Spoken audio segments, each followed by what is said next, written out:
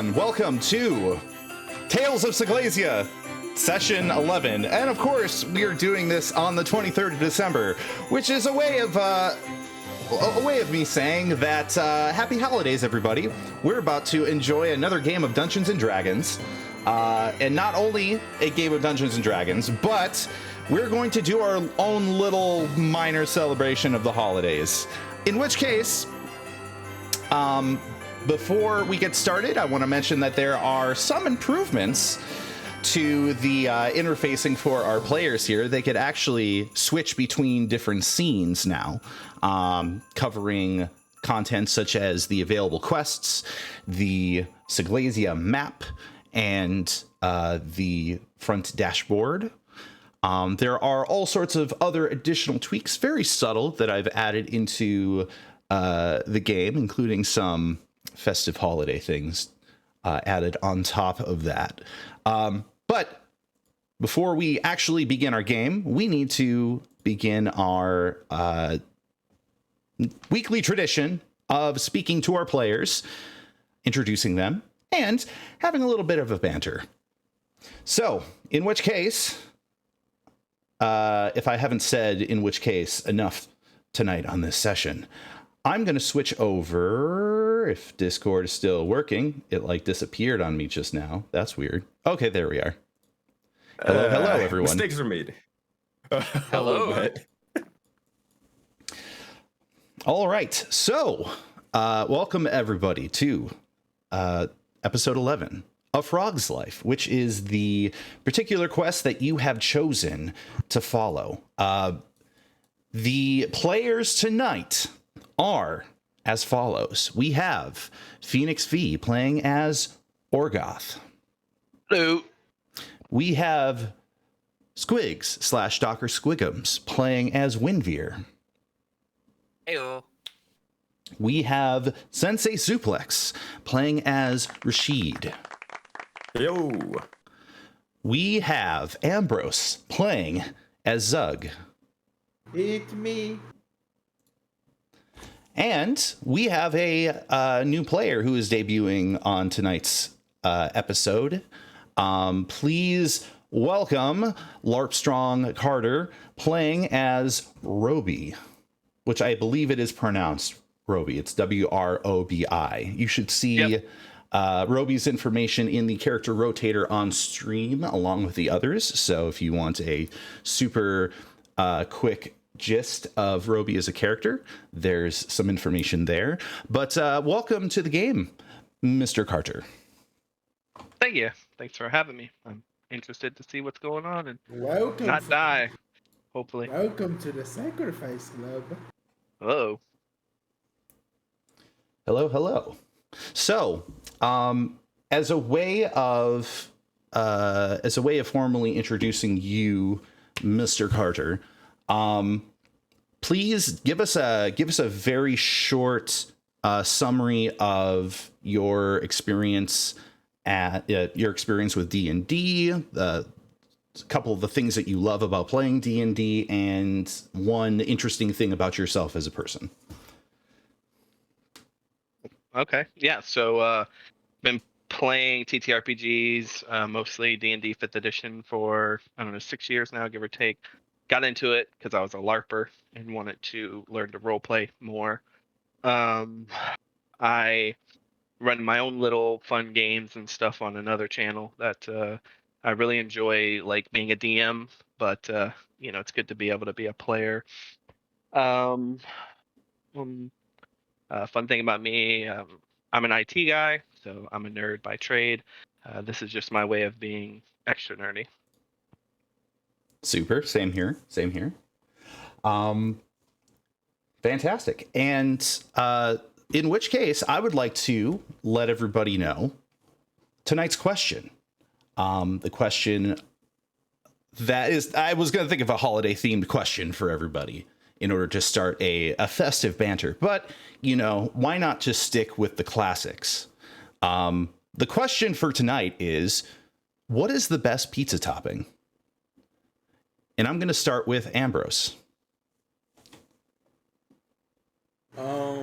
Chicken and cream cheese.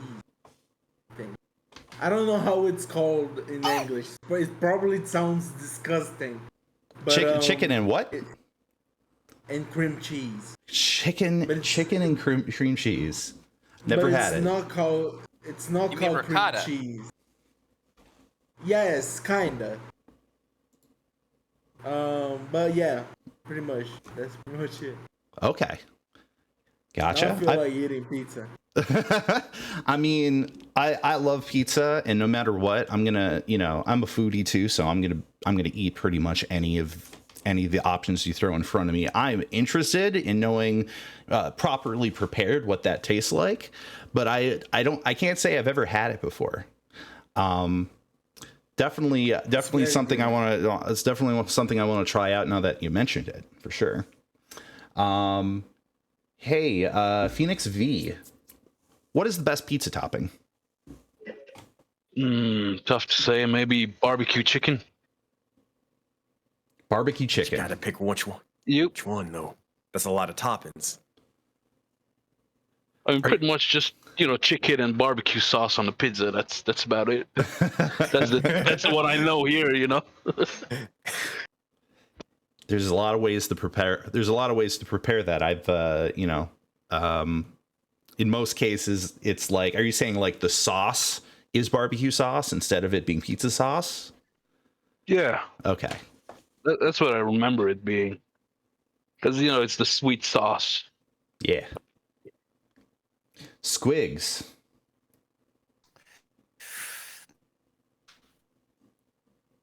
You gotta go with the tried and true. You either go. I was gonna say you go sausage, peppers, and onions on top of your pizza. Sausage, peppers, and onions. Yes. Yeah, that's pretty classic. It's a classic. Look, classic option. I come from the pizza neighborhood. I know what I'm talking about.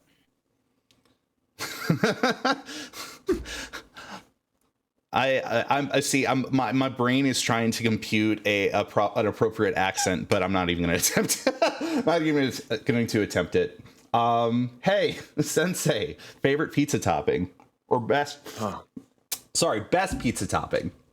Man, it's difficult because everybody picked the good answers. I'm a simple guy. If I like the little pizza, like the meat lovers, all of that sort of stuff, right?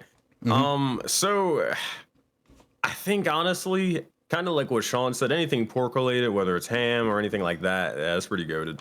I can't really decide though, like a favorite topping. If it's meat and it's on the pizza, I'll probably, like it. Gotcha. Bacon on it. Yeah. Oh, yeah, bacon's good. Like, I can't decide it, man. I can't. It's really good. Pizza is sort of the universal good food. I don't think I've ever met anybody that doesn't like pizza, but of course, there's always, everybody's got their tastes. Personally, like I would say, like my favorite toppings. God, now that's a problem. We're gonna go over to LARP Strong Carter first, and we're gonna see what is your. Sorry, the actual question is, what is the best pizza topping? I mean, I gotta agree with with Sensei in the sense of like all meats is like the only way to go. Like That's for the right. Veggies, just drop every meat you can and from that line, and that's good. But if you want to go simple, I mean, you can't beat just a pepperoni pizza. It is true. It's true. Yeah, classic. If I had to choose from like baseline pizzas, pepperoni is the way to go. There's a local pizzeria here, of which I won't mention what the name of that pizzeria is. However, they make a delicious barbecue steak fries pizza, which is basically like it's a barbecue chicken pizza, except chicken, it's steak, and it's got some fries on the pizza, and it is absolutely gorgeous to my taste buds. So for those in chat, feel free to share with us tonight, what do you believe is the best pizza topping? And I will, of course, take note to your mentions in chat as we begin the game of Tales of SEGLESIA. So, question for everybody. Actually, before the question, I want to post in chat really quick.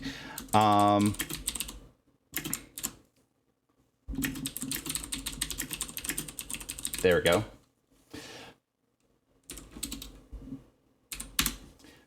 Wanted to share, of course, Carter's Twitch channel under Triumph and Blunder. It is in the chat, so feel free to click on it. And if you feel like supporting a fellow dungeon master and a fellow player, feel free to click and follow.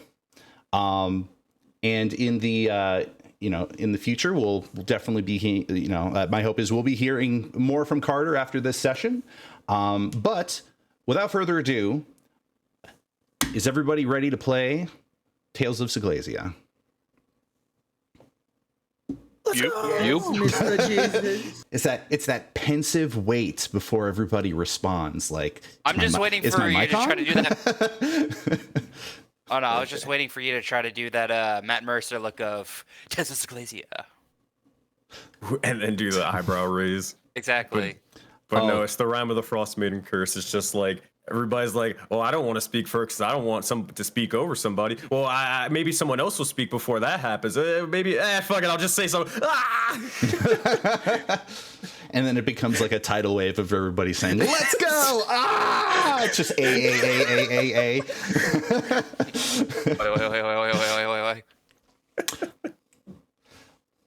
I love it. All right. So, in which case, starting with the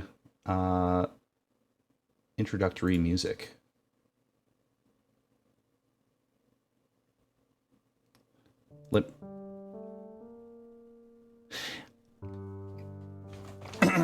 So, welcome everybody to another session. In the previous sessions of Tales of SEGLESIA, our intrepid party found themselves locked in their destiny, exploring Autumn Rock and fighting in the Vagabond Arena. However, after a terrible disaster, a deadly disaster, they were forced to leave Autumn Rock.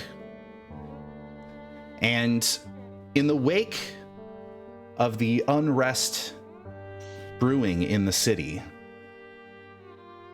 they have been struck with ever intensifying questions about the circumstances that they found themselves in at Autumn Rock and over the past 2 weeks. Namely, why was there a fatal explosion at the Arcanist Inquisition headquarters? Why is there a shimmering shield surrounding the premises of this building?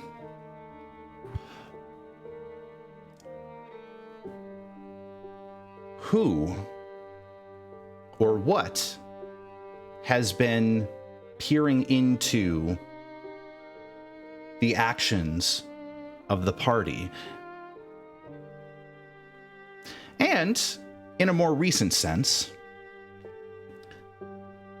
who is this frog paladin, and what sort of treacherous obstacles, what sort of foes are we about to face in this Thieves Guild hideout owned by the Ratcatchers?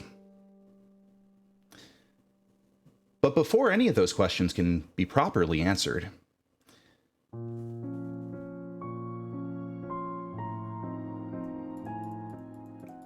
we hone in very specifically upon a new challenger, a new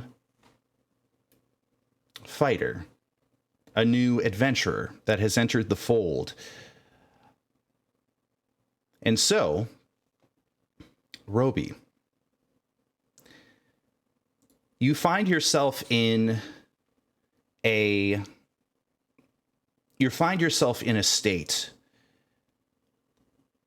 where certain certain memories seem to be escaping you. You only can seem to you can only seem to catch minuscule fragments of them. In the process of this state that you are in, the first thing that you see is someone that you feel you know. Someone that you are assisting, possibly with a medical need. Tell us a little bit about this person, or what bare fragments of your memory serve about this person. So this person, the bits of memory that can be pieced together, you can see this person is a human, probably early 30s, male, very frantic, constantly walking back and forth, grabbing things, and always asking, if the tool is the right instrument for this job. And Roby is can remember calculating analytically to make sure the tool that is being requested is the right tool based on the cut that needs to be made, or based on the it's the right instrument for the job, basically. Indeed. And in this process, you get the sense that you are assisting this person with a very precise level of assistance to their trade. And as this memory fragment floats by, another one crosses your path, and you reach out towards it. And you see the same individual, except it seems that this individual is trying to save someone who is very important.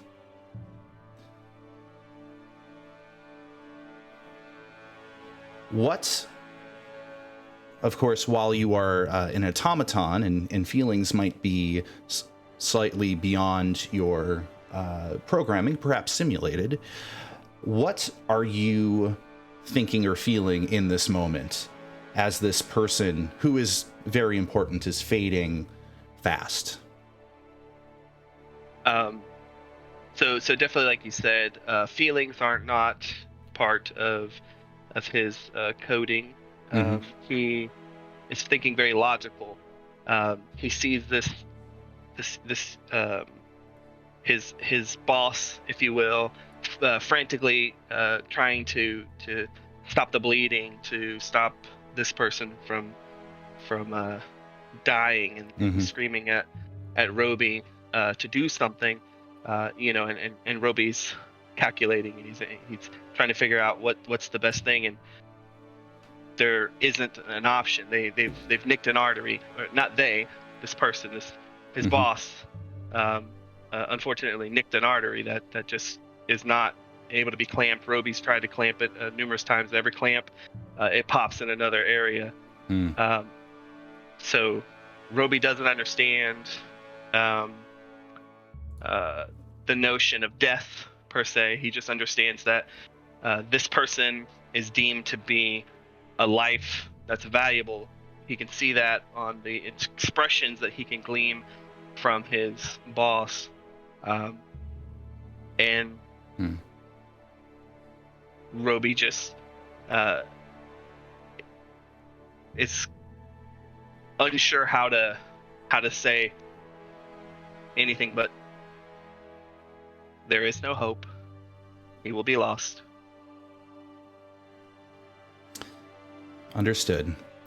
And this person of whom your boss is trying desperately to save, this person passes into the realm of death. That memory floats past you. And another memory comes towards you. And each of these memories are bits of code that are broken off from the whole. You're struggling to defragment and try to reassemble as much of it as possible, but the source of where these memories are coming from is breaking apart ever quicker. You are able to grab this next memory, however, and you find yourself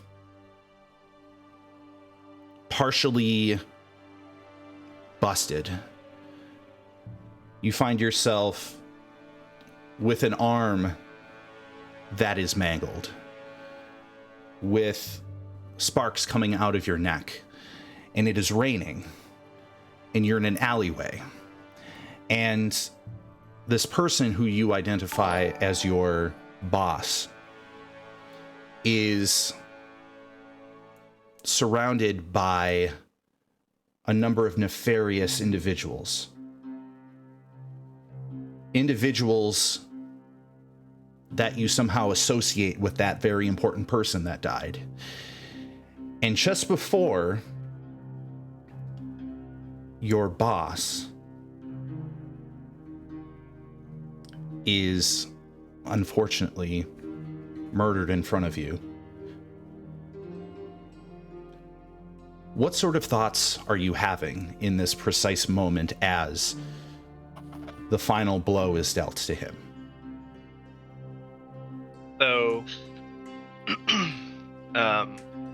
Roby works very much on these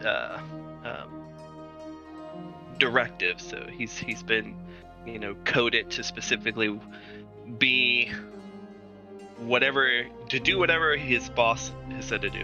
Mm-hmm. His boss has made it very clear that life is valuable, but only in the sense that it is able to be saved.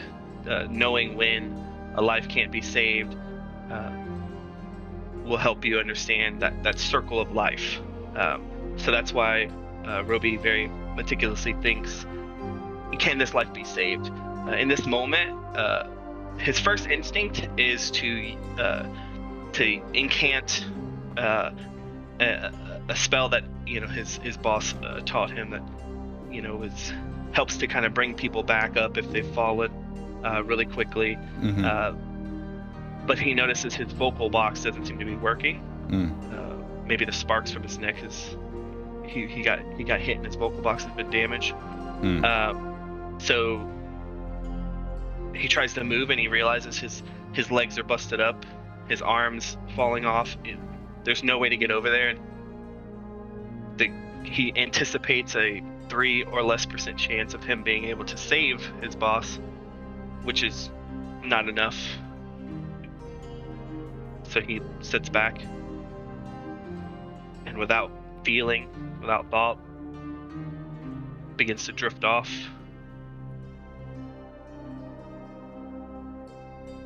Understood. And almost as if this fragment had triggered a growing cascade, as soon as it passes, an entire hailstorm of other thoughts and memories come soaring past you in this cyber space that you are in. And they pass you in ever increasing speed. You have fragments that don't seem to make sense, just bits of impressions and calculations from certain moments of your existence that were put into context at the time, but make no discernible sense at this point. You're able to grasp one last memory. Somebody had found you in this alleyway. Somebody had, well, not necessarily in this alleyway, but in a salvage pile, and had attempted to rebuild you for another purpose. A butcher who is utilizing you as an assistant. However, because of previous damage to you, there was some lag, some latency in your ability to catch up to the instructions and orders of this butcher. And some of your cuts were not necessarily as accurate as they wanted you to be. And you remember heightened anxiety, heightened anger from this person as they managed to pelt you with insult, with frustrated outbursts, and a speculation, or that is to say, an insinuation that this was a terrible investment and that you should go back into the pile you came from. Upon this last memory, what thoughts go through you? So obviously going from this fragmented, like, remembering kind of healing and helping, going from that to now these something was embedded in him to make him now be a little bit more of this butcher bot. And so it was kind of conflicting. There were moments where the anatomy of the pig being very similar to the anatomy of a human was interesting, and so it kind of caught his curiosity. He began to kind of wonder, almost a little bit more humanoid, a little bit more lifelike, and in doing so, that's where the slowness come from, where the defectiveness of him being a construction that's specifically made for chopping meats. But now he's unsure if he isn't able to destroy the lifeless meat of a pig or a creature, but he isn't able to save all life-filled creatures. Like, what's his purpose? I think, like, the last thought before his power kind of consumption ends and his mind kind of blanks out would be like, why? What was I created for, if not to follow my directives? And if my directives can't be followed, why should I continue? Understood.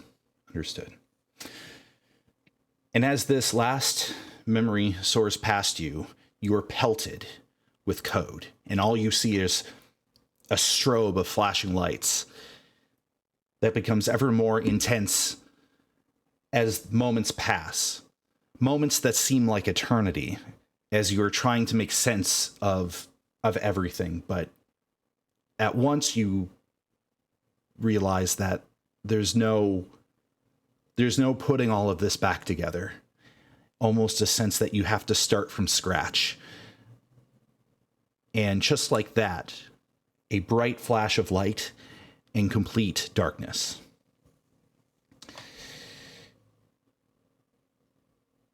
What you see next is not a memory.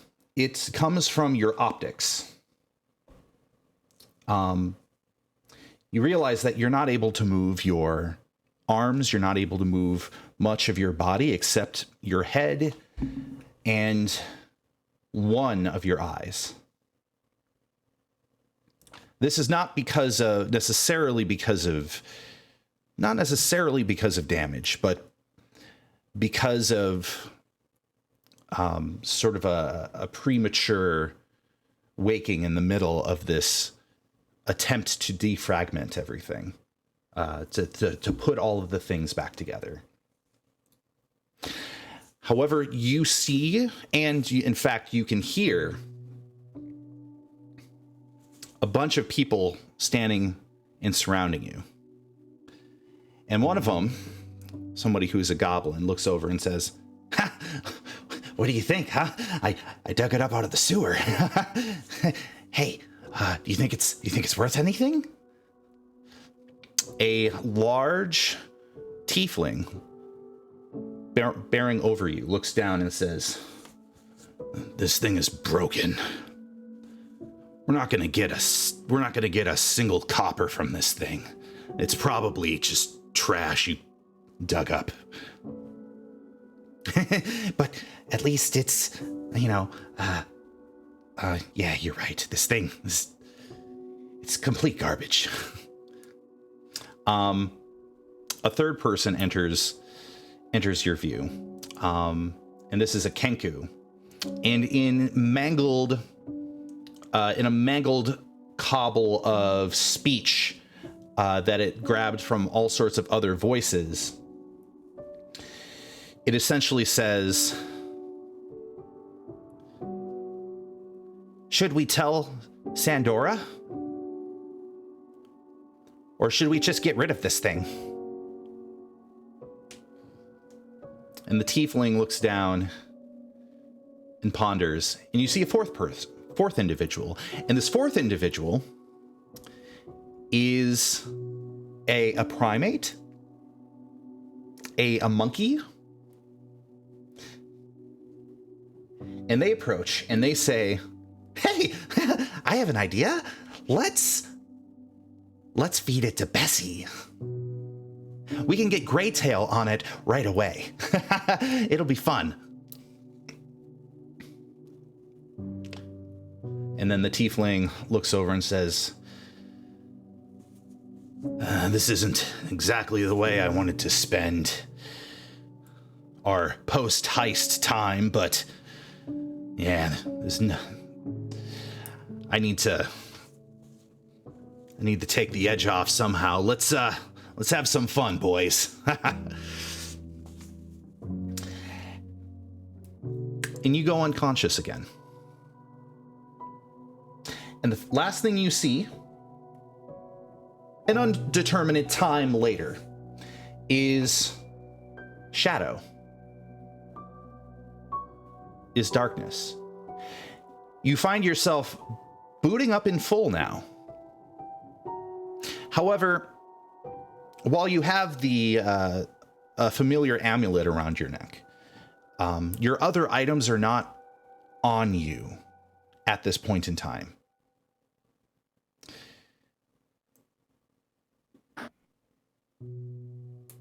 Would I have enough of any of my would I have anything to slowly begin to try to repair bits and pieces of my broken self?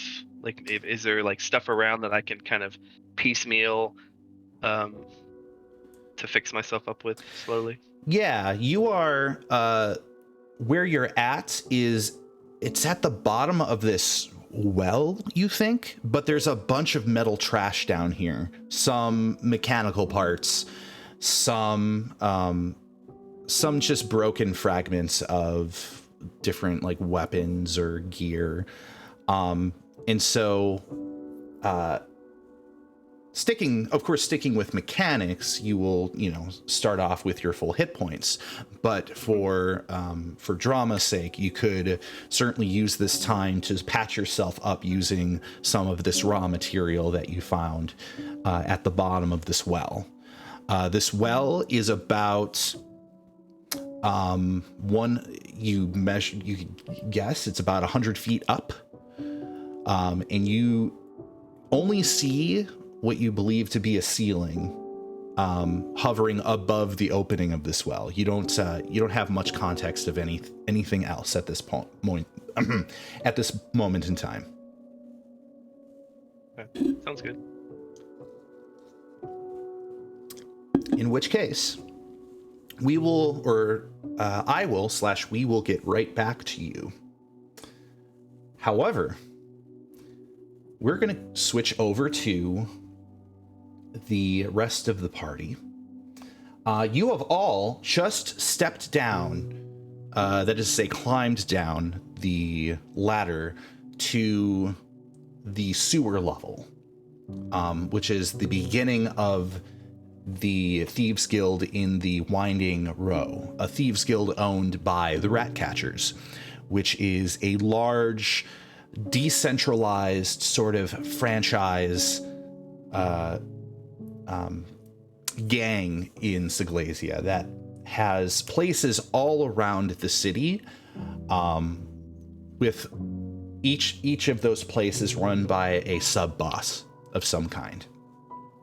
And you are here at the behest of Glenn, who is a paladin. A paladin of which you've gathered from your conversation with him, someone that used to be a human being, but was turned into a grung. They seem like quite the bolsterous type, quite the reckless type. Hopefully this does not prove to complicate things in the near future.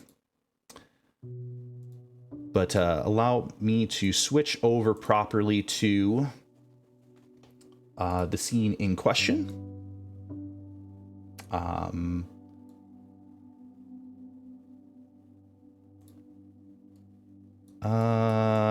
Unless, of course, question for everybody.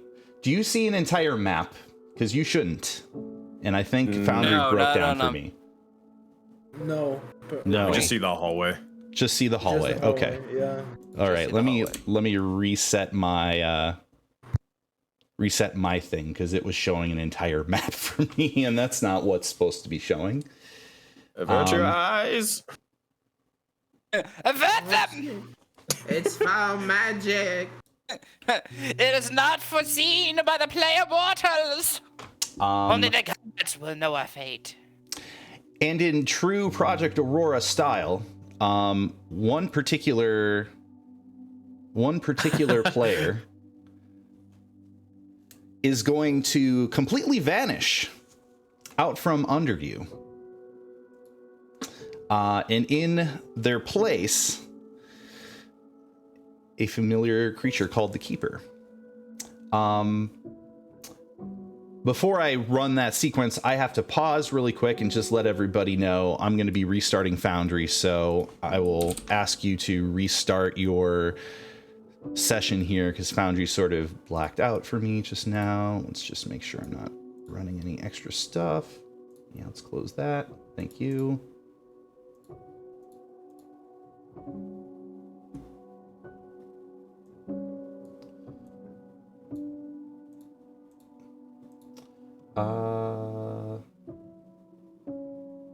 One moment.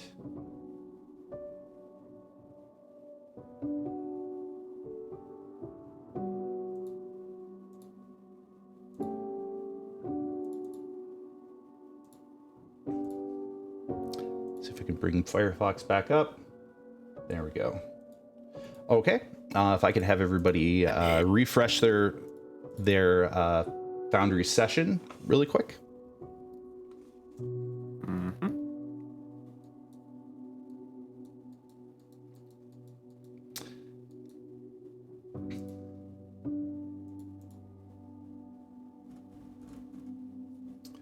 All right. You see a familiar person, the Keeper. And actually, the Keeper is supposed to be a large individual, if I remember. It's supposed to be two. Actually, Two sizes. Has to be. Fun fact, he can be whatever size he feels like it, because he can just do that. He's that wacky. Well, he's gonna just pop up in front of you, and in the style of Tales of SEGLESIA, he is going to snap his fingers, and King is going to vanish into a portal out from under himself, and in his place, Orgoth is going to appear. Is the game paused for anyone else? No, No, it's not. Okay. I'll refresh. And they're going to tip their hat. And they're going to walk into the wall and disappear.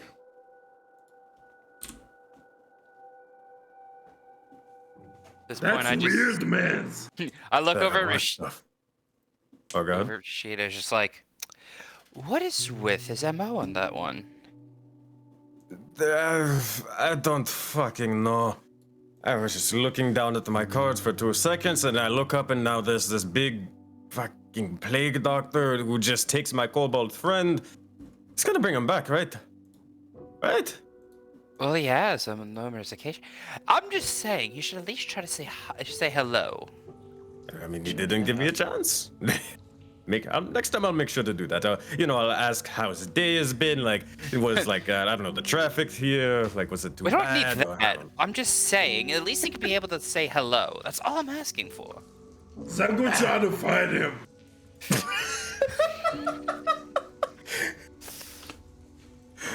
Well, that Orgoth was... mostly scratch his hair and go, by Morgus's left tit.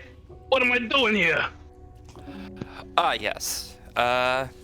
We are in the sewers looking for rat catchers. And, this is our associate Glenn over here, who is assisting us in dealing with the rat catchers. Pleasure to there's make gonna your be a lot of- acquaintance. I am Sir Glenn. Fantastic to meet you. What did you say your name was? Orgoth. Orgoth. Ah, you're quite the crimson-colored fellow. Oh, I shouldn't be saying things like that. I do sincerely apologize. You are quite the handsome gentleman. He'll look at Rashid and go, what's a gentleman? Actually, I think Winvia, you got this one. I was hoping you'd just point at Winveer.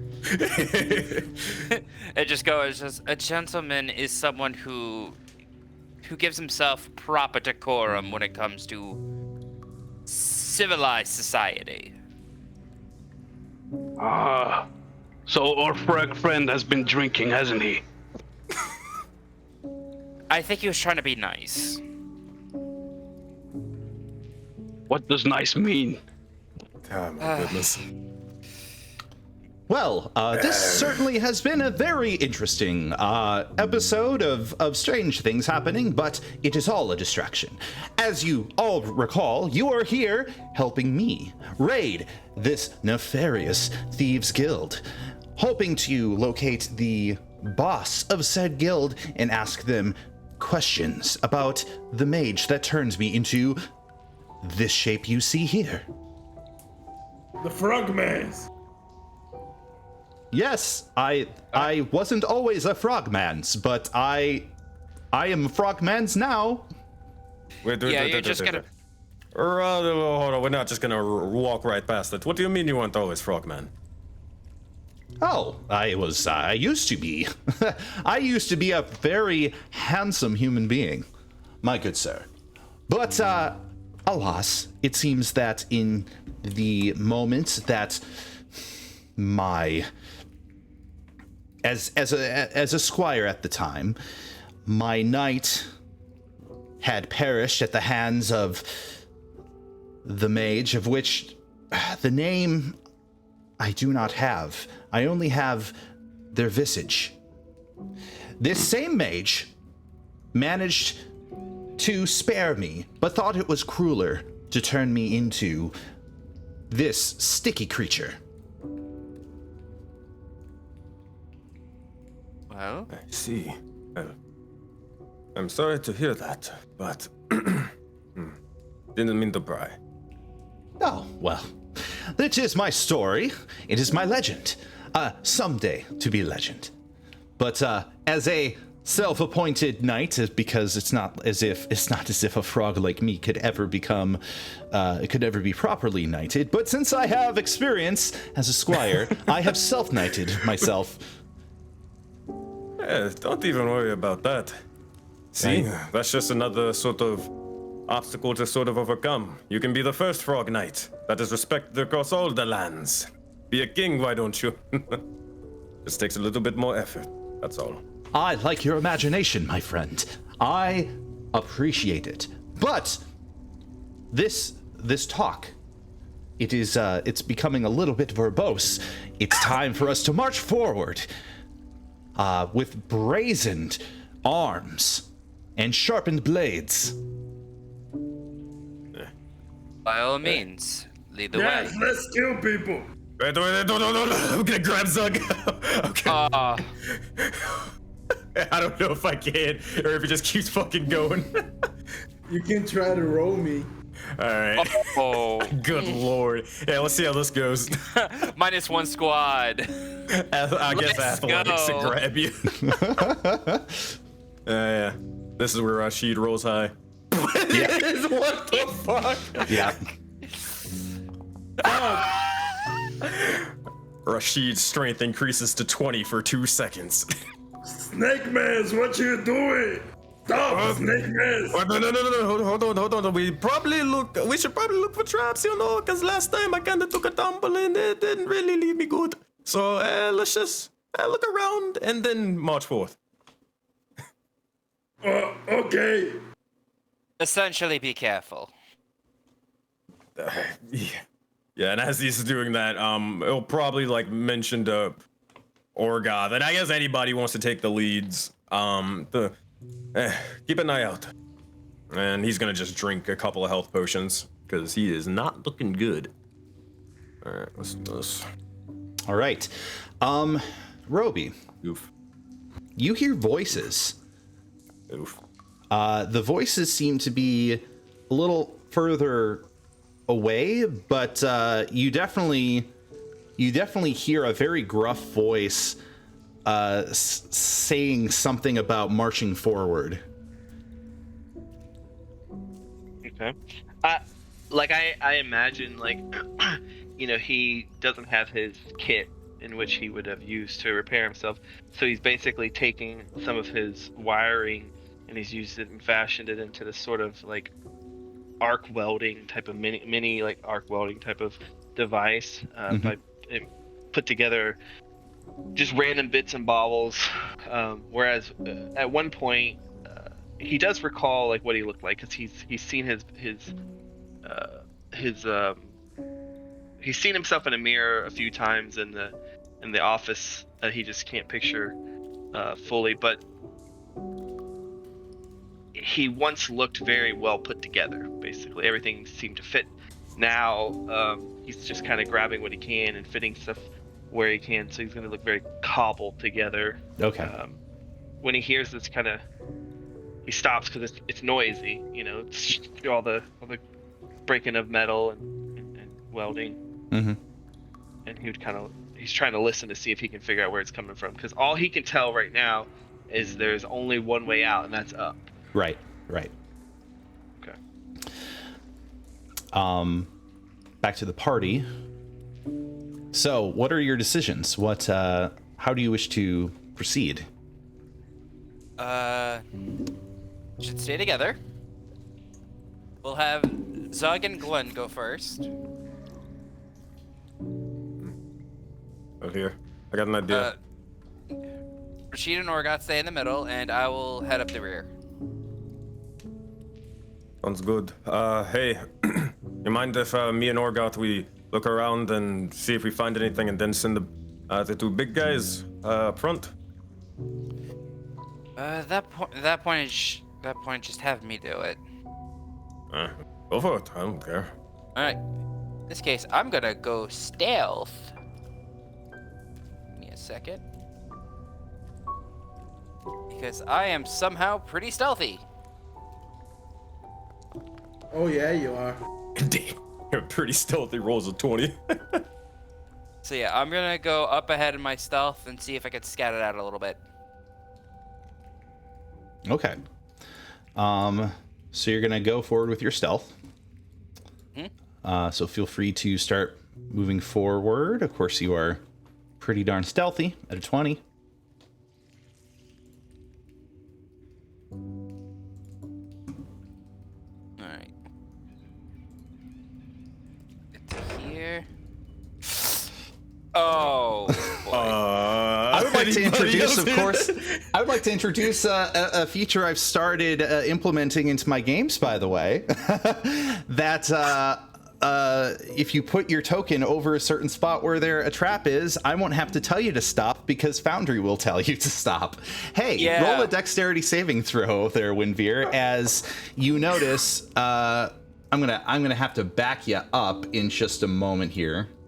Oh, I am so screwed. Oh, hold on a second. I had to throw you back there. You rolled how much? I rolled an 8. You rolled an 8? Yeah, that's not gonna do it. Huh. All right, you are shot at for 5 damage as you see just to the south of you where there's supposed to be where there's a sconce. The wall seems to flip, to sort of a slat in the wall seems to flip, and a small series of crossbows fire at you, and a couple of these bolts manage to stick into you, one into your leg and the other into your arm.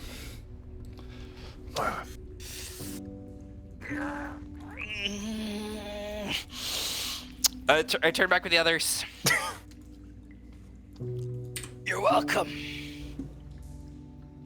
Yeah. As you see him just like pull it out, like I have this. See, look, a gentleman. Toca me squatty trap.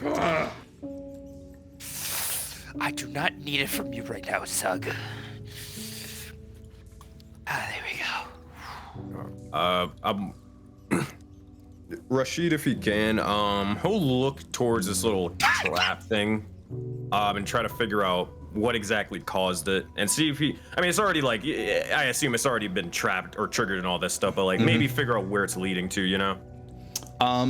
It is a, you get the sense that there is, in the wall, there is a mirror. And this mirror is actually reflecting light from a light source in the wall, and because he walked through the space, it interrupted the light and then triggered the trap. But the trap is triggered, so it's not. So it's like there are no the bolts are no longer in the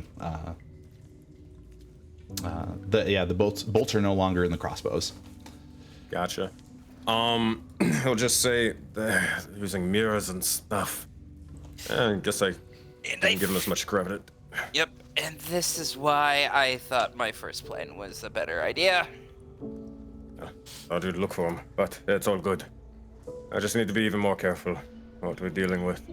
I guess Rashid, well, if he could, he'll just rip off the crossbow and just pocket it, if it's even possible. If it's like wedged in there, if it's too strong, he's not gonna even try it anymore. It is. It's fastened to the entire device. Like it's a kind of a rolling thing, and it is heavily nailed to it.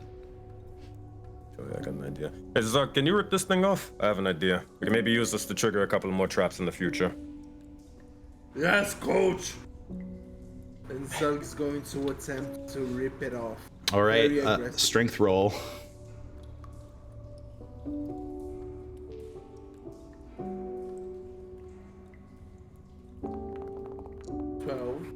That's not going to do it, unfortunately. This thing is on the outside, like this is all fastened in carpentry, but like at its core, the thing that it's spinning on is a strong. It must be some sort of strong material. Crossbow made by big mans. Can't rip it off. Then don't worry about it. It's fine. Here. I guess let's keep on moving. And I guess while we're doing this, I'm pretty sure we are going to be all looking for traps very, not eagerly, like intentionally. Yep. case. So I don't know if we got to make like a perception or investigation check to do so. Yeah, I mean, each of you, of course, has a certain passive. However, this one was not triggered by any of your passives. So you will probably need to do occasional investigation or perception checks. Usually it's investigation if you're looking for something specific. I will let you use discretion. Got you. Roby. Let's see. What is you have a high wisdom, so you should have a pretty decent passive perception. Something like a 14. Yeah, I would definitely say at this point, you heard somebody go, ah, and you hear some of these same people are chatting, and it appears to be louder. Wherever they're coming from, it's coming closer to you. It sounds like, I mean, I think that if it sounds like I can hear them, then if the amount of time would be to have passed to be enough where he would have repaired his vocal box, Mm-hmm. then I would try to yell out, like, because at this point I would have kind of like pervade the area and realized like I'm not climbing out, I'm not, there's no door down here, and unless there's a pit underneath this junk, Mm-hmm. I'm not really sure how I'm getting out. So if I can yell out, I don't know if there needs to be a roll or anything. I would say, let's see. Even better, I Even cast better. Thaumaturgy. Thaumaturgy. Yeah, so I have Thaumaturgy. I don't know how to say that word. So I would like to make my voice a booming up to 3 times louder, and anyone who would hear would just hear, excuse me, I could use some help down here. All right. With Thaumaturgy, none of the party members need to roll. They clearly hear a voice coming from ahead of them, and ahead of them, they clearly see that there is a sort of a waist high. There's a waist high alcove of water, which is where a lot of the storm sewer water is draining into. And ahead of them, they see a well in the center of it, and they can determine that a voice is coming from that well. I should also mention to the party members that proceeding forward means that you are consenting to being in waist high, murky sewage water, storm sewage water, but not the other sewage. It's always the sewer levels. He doesn't say that, but yeah, he'll go and he knows what he's got to do.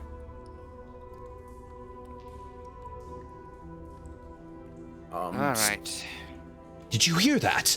It sounds like someone is in need of assistance. Yes, follow me, Glenn. You're probably better at this than I am. He leaps into the water and starts swimming around. And be careful, though. Could be. No one knows what they could be planning. I'm sure he's fine. And probably, but still. And he What pops is that? up to the well, and he looks over and looks down. And at that point, Roby, you see a face. It looks like a frog, a big frog head. So like humanoid-sized frog head. Yeah, more like halfling sized, but yeah. And I would assume there's no light source down here, right? There's no light source down there, except for any light source you can muster for yourself. I think thaumaturgy I have provides. light. Yeah. I have light. Like I have Okay. the light cantrip. So and the reason I say that is because obviously while he's down there, he's not as focused on it because he's just fixing himself.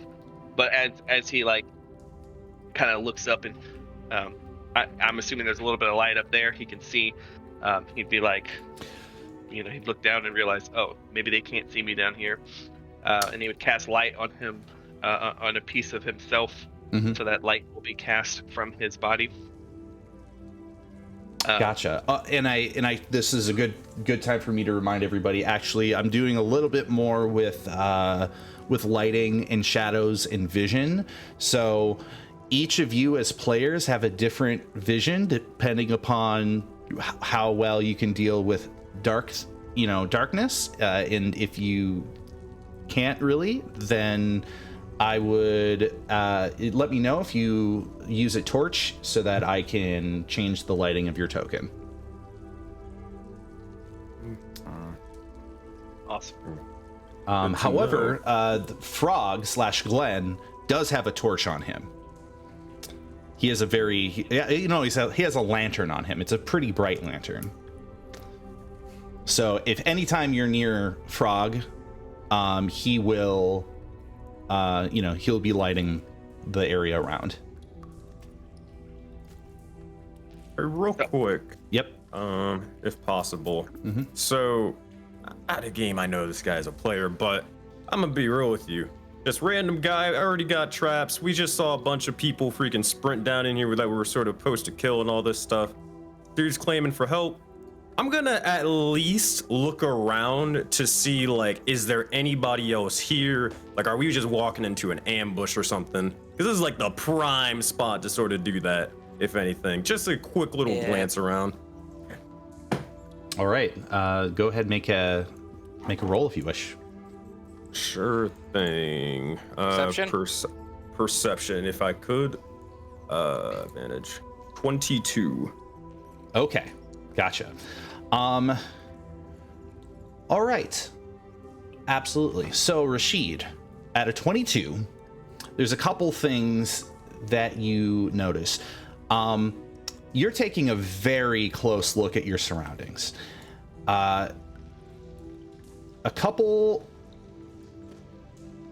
thing that you do notice is that there seems to be no mechanism around you that indicates that there's a trap. So you're able to ease up a little bit on that front. You notice that this kind of center sewage / well area is cased in by barred walls, which is that's a little particular. It's a little peculiar. On another front, it does occur to you that two people managed to run into this place knowing that you all were entering into the Thieves Guild. With a 22, you would notice that there is the shadow of somebody standing right there. Outside of your ability to get to them, but they seem to be peering in very carefully, very stealthily, and trying to see what you all will do next. You notice there is a large piece of parchment over on this side. That it's a little strange for there to be just a random sheet of parchment with stuff written on it. And you notice that something is bubbling in the water on the far side.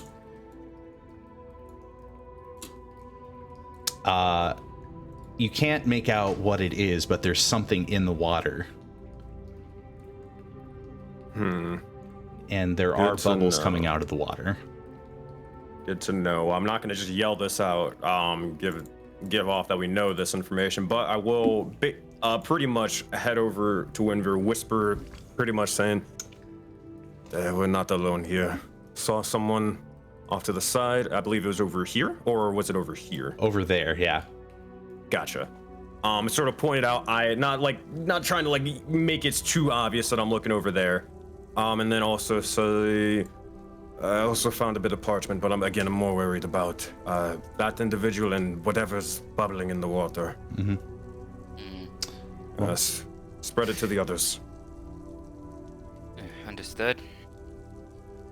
In the meantime, Glenn is looking down. He's like, "Hello! You seem to be trapped down there." So I see this large humanoid-esque frog head calling down to me, which is odd. In common, but not just any common, in like bold, extravagant common. Yeah.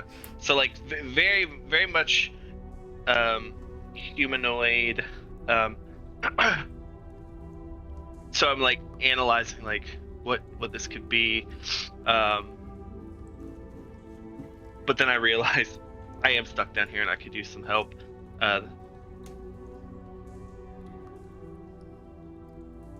Yes, sir. Frog. Could you throw down a rope or something? I could use a lift. It seems I have been tossed out with the trash. Yes. Let me see if I can find something for you. Just one moment here.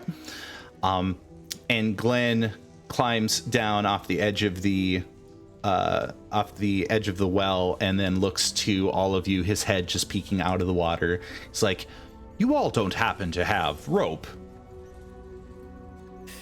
No, but I'd also highly recommend to watch out for snakes in the water. Snakes. Hey, what's this other supposed to mean? You know what it means, Rashid. I mean, I really don't. I mean, Shet kind of takes offense to that. And you just see as he's petting his little pet snake. Oh, I should mention. You know as well as I. Hold on a moment. Well, though Ray isn't here, Zug, you notice that you're wearing a backpack, correct? What? You're wearing a backpack, correct? Negative. Negative. Who is wearing a backpack? Orgoth's wearing a backpack, aren't you? I should have a rope, and I do have one, so Almost- Orgoth will just, take his rope off and go, "You need dance?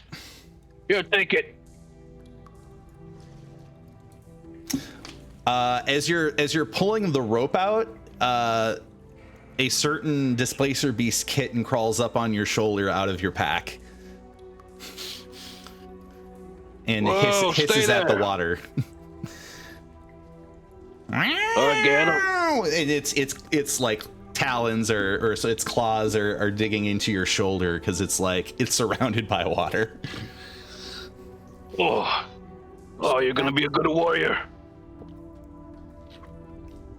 It growls a little bit and then climbs back down into your backpack.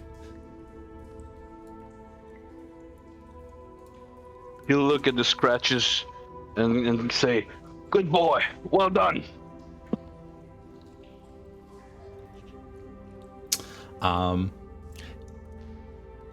Yep, there it is. My reminder that you still have a Displacer Beast kitten, and that Displacer Beast kitten doesn't just vanish because Ray isn't here. So,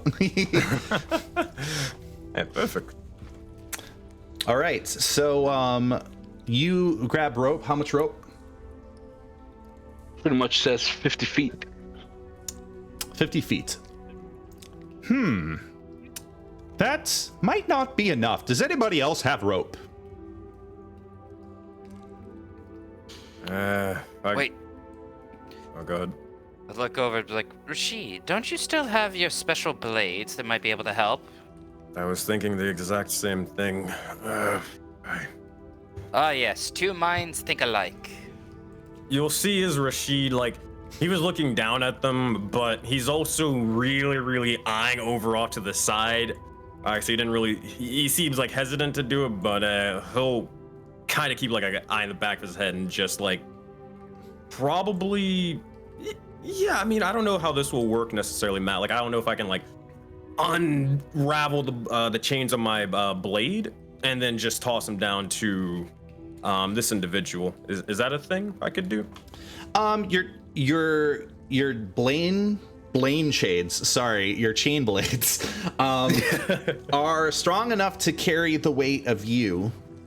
So you can.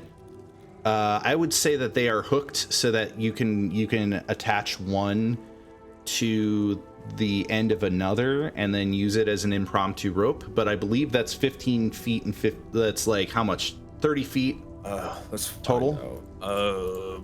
I can look at it while people are doing other stuff. I can look for the range. 20 to 60 feet. Did you guys mention the guy to us? You did, right? Like the characters mentioned the one hiding in the corner. Yes. Can Orgoff see him with his dark vision since it's 120 feet? Like it's like behind these walls. I can, yeah, the thing is like I didn't make the token invisible, but where you're standing you can't see the token, so therefore you can't see who or what it is. Just kind of just it's over there. I will say that if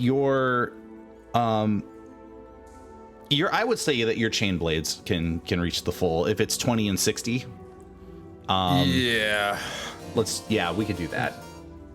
Okay, so for this to probably make sense because they're both connected, you'll see as Rashid will start unraveling these sort of blades with these sort of golden chains connected to it.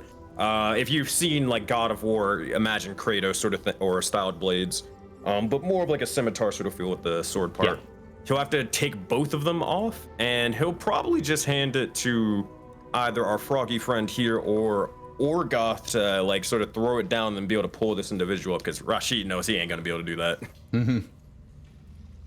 I mean, Zog is the strongest. We should let Zog pull. Hey, you got this big guy. We'll pass the chain blades to him. All right. In which case, Zug, you're attaching these things together, and you're going to lower it down so that this individual can grab at it. Is that correct? Or wrap themselves around the end or something? If you're speaking, you're muted, Ambrose. Doug? I think he's already stated intent, so I think that's what the thing is. So I would say, Zug, or if you can hear, you should be able to roll a, I would say a strength roll for pulling. He said him up. BRB food is here. Oh, BRB food is here. Not okay. a character chat. All right. Well, as this amalgamation of rope and chain is brought down, Roby, you see a way that you can potentially attach yourself, wrap it around your arm or waist or however you want to do it. 60 plus 50 means you have about 10 feet worth of something to wrap around or do something with. Yeah, I would imagine too, like, being that, I could hear them kind of like mentioning like, hey, does anyone have rope? I got some rope over here. Well, while that whole thing's going on, analytically, he's like, well, I can at least add an additional 10 foot, maybe 15 foot by just shoving a bunch of the shit that's down here to the side. So he had something to kind of climb up on, so give him a little girth. I'd say that's reasonable too. Yeah. And so as they would drop it, he would attach it to himself, in whatever fashion necessary to kind of more use it as a guideline. As he's being pulled up, he's going to be helping them, kind of grabbing on what he can to make it as easy as possible. Excellent. So I think because of the added the added measures that you're taking, it's definitely going to be at a lower DC for Zug to get you up. I mean, it's not going to be all that significant anyways, and Zug is a strong person, so he should be able to leverage you up in just a moment. Or I can roll for him. I'll probably just do that. Ability check. Let's go. Oh no. Oh no. Does he get advantage? Does he get advantage? Oh, you said you lowered the DC. Yeah, never mind. I already said I lowered the DC. 10's gonna do it. Okay. I wasn't gonna make the roll that hard. I wasn't gonna make the whole session you trying to get somebody out of a well. Now, if I tell him that I weigh 600 pounds, does that change? No. I'm sorry. How many pounds? Oh, you're already out of the well. I'm sorry. 600 pounds is a lot. All right, and you are able to climb out of the well and into the water if you wish, or stand on the edge of the well.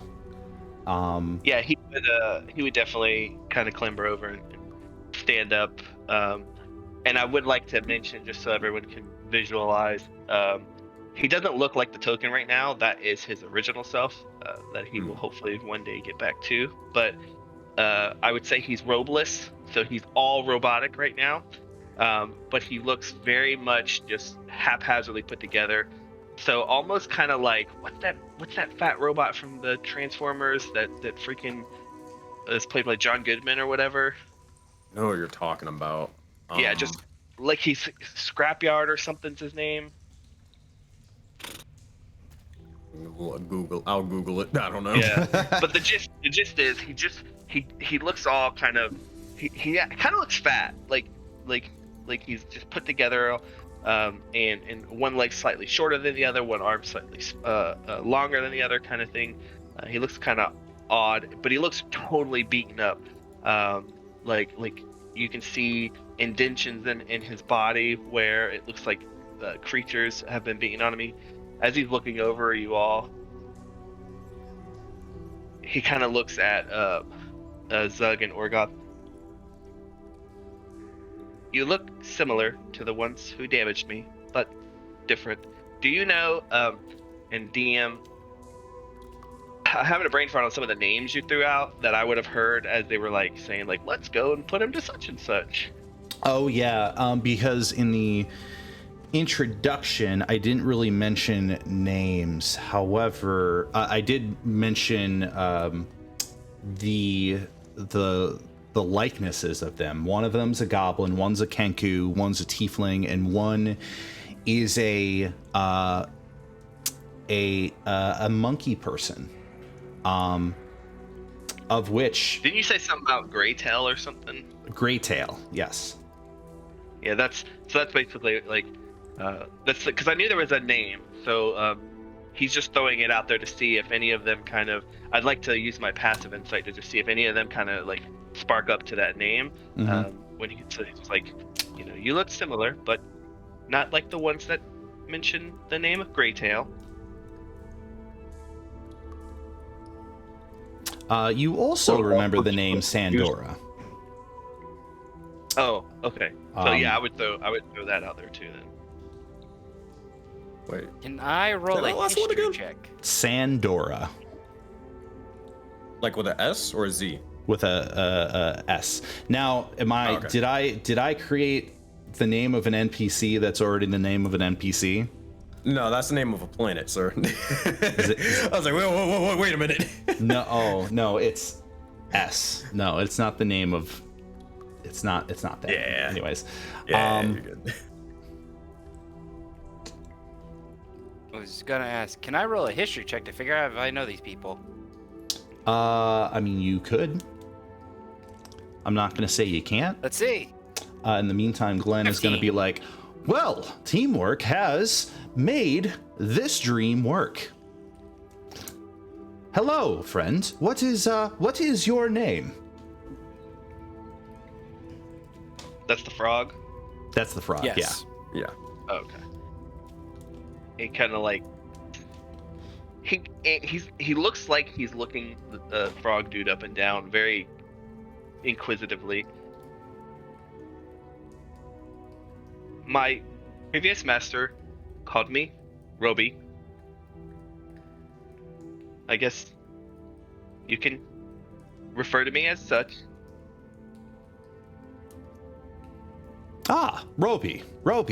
My name is Glenn. This here is Zug. This here is Orgoth. Oh. This here is Rashid. And this here is Windveer. Rushy is gonna be like, oh fuck it. He's gonna look over towards the shadows of the people or thing, whatever. What, Oh, I'm just- If they move, are they still there? Well, first, for Windveer, you rolled a 15 on your history check.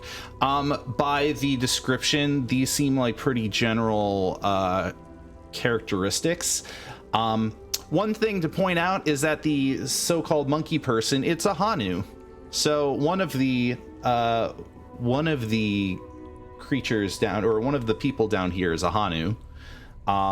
Okay. One's a tiefling, one is a, Kenku, one's a goblin. So there's at least 4. There's also a Grey Tail and a Sandora. So there's 5 and 6. None of these names catch your attention.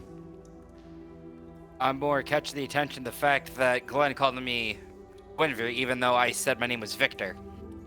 Oh, retcon, right. You said your name was Victor. This here is Victor. I forgot about that, sorry. Thank you for reminding me. That's right. I was just more of just like, oh shit. Okay, about to gaslight him badly.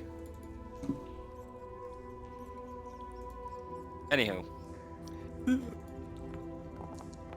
Yeah, those people still there.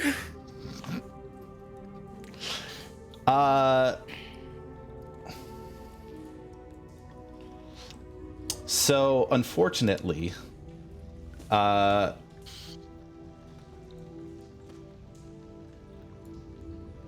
let's see, how do I want to do this? There is 4 of you.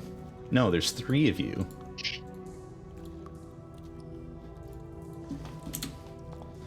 Let me re-roll that. I think 4. I'm gonna climb back in the well.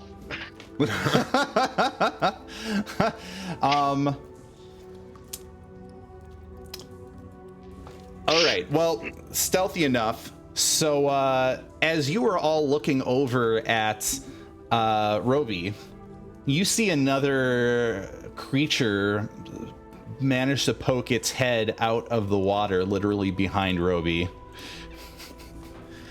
And that is a crocodile, my friends. Welcome to the team, guys. That is quickly advancing on Roby. Because they rolled a 21 to their stealth,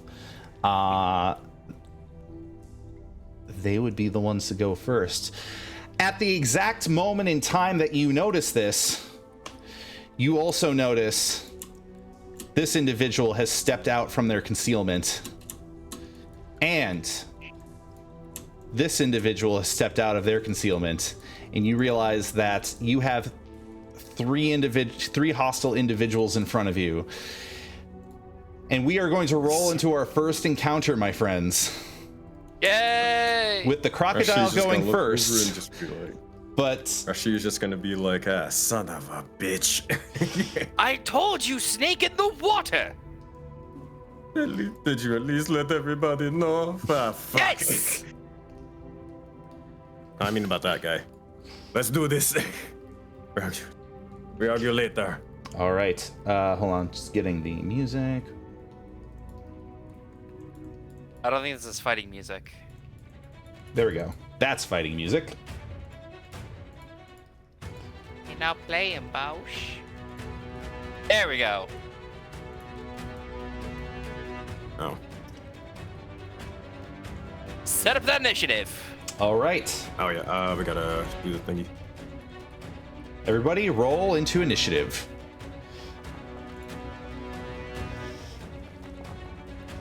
Last thing, if possible, could I yell out at Zug to be like, "Hey, pass me back those blades, please"?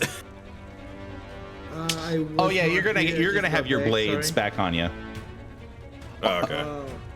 My delivery guy got lost. I'm sorry, guys. I've been AFK for like 5 minutes. Oh, you're good. Actually, 10 minutes. We are rolling initiative? Yep. You. Oh, fuck, okay. Oh. Did I have clicked my token or something when I rolled? So typically, if you double click your token, there should be an option for rolling initiative. Otherwise, if you click on the second on the sidebar, if you click on the second section, the one with the fist, that is for encounters. And let me make sure that I've added you into the. Yep. So I've added you. I see what I did. I'm so used to rolling from D&D Beyond to Yeah. Roll20. And then I also need to add Glenn. Okay.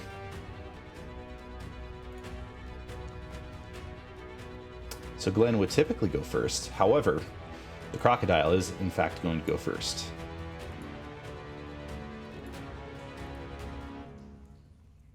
Update combatant. You rolled, say, 22. I'll save it. So yeah, if you click on the once the upper right, the second icon, the one with the fist, there should be an option for you now, and you should be able to. That should be providing you a little dice for you to roll your initiative. Oh, okay. Yeah, I'll do that. Oh, a lot lower, but Damn, everybody rolled low. All right. In which case, Crocodile goes first, and the closest combatant to it is going to be Roby. So the moment you turn around, its jaws gape open and try to chomp down upon you. Let's see here. This is our attack roll. Does a 15 hit? no. And just to clarify, right now we're saying I do not have my shield, right? I'm saying you would have your. I'll say for this, you have your armor and your amulet, but you do not have your shield. Other items you don't have yet, but there's an opportunity for you to get that stuff back. Yeah, totally fine. I just want to make sure. So, my armor class would be 17 right now. Yeah. All right, so that does not hit. In which case, that is its turn. And then moving forward to Glenn.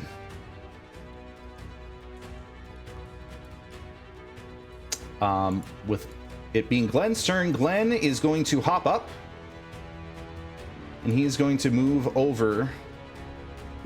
And he is going to try to do. He's going to take his blade and he's going to slash past the crocodile with a slurp cut.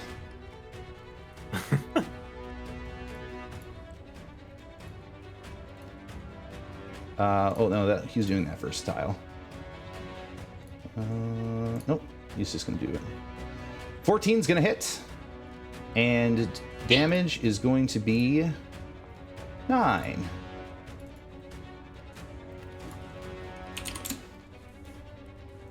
Actable. Slurp cut. And that's going to be his turn. Orgoth, it is now your turn. All right. Can I see the other guys, or is there still a wall? Like, You should be able to see the other guys. Yeah. They have stepped out of their concealment. well, I guess I'll target the one who's pretty much to the left of the crocodile. Okay. And I'll use On the north side or the south side? south. South side. Okay. And I'll use. Hang on, just need to see if this spell is actually there. Just need to make sure. Yeah, magnify gravity.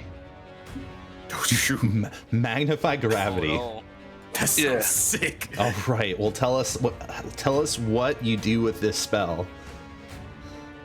I believe it's a Constitution save. Yeah, a 14. Constitution saving throw. All right. I'm gonna go ahead and roll that, and that is going to be an 8. Well, a 9, but that will be a failure. So let me know what happens. Is it damage? Is it some sort of force effect? damage?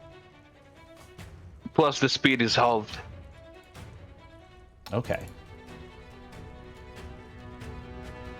Magnify gravity. Let's see. So if we're clicking on info, so we can bring it up. I assume I'll have to do the 2d8 myself then. Creature takes 2d8 force damage, and its speed is halved until the end of its next turn. On a successful save, creature takes half damage. Hang on, I'll roll the 2d8, so 7 damage. 7 damage. All right. So as you do this, his legs shake as if he's trying to stand up from a squat, and he finds himself crushed under his own weight, trying to clamber back up to his feet, and that is going to deal 7 damage. Oh wait, I get the feeling that Foundry is doing a thing with that spell for some reason. Like I'm seeing an icon to place down, but is it gonna re-roll again if I do that? You can go ahead and do that. If it re-rolls, then whatever. There we go. So that entire area is amplified gravity. Got it. Yep. Excellent. I'll move over here, and I'll at least whisper to Winvir to tell the others to get out off the water.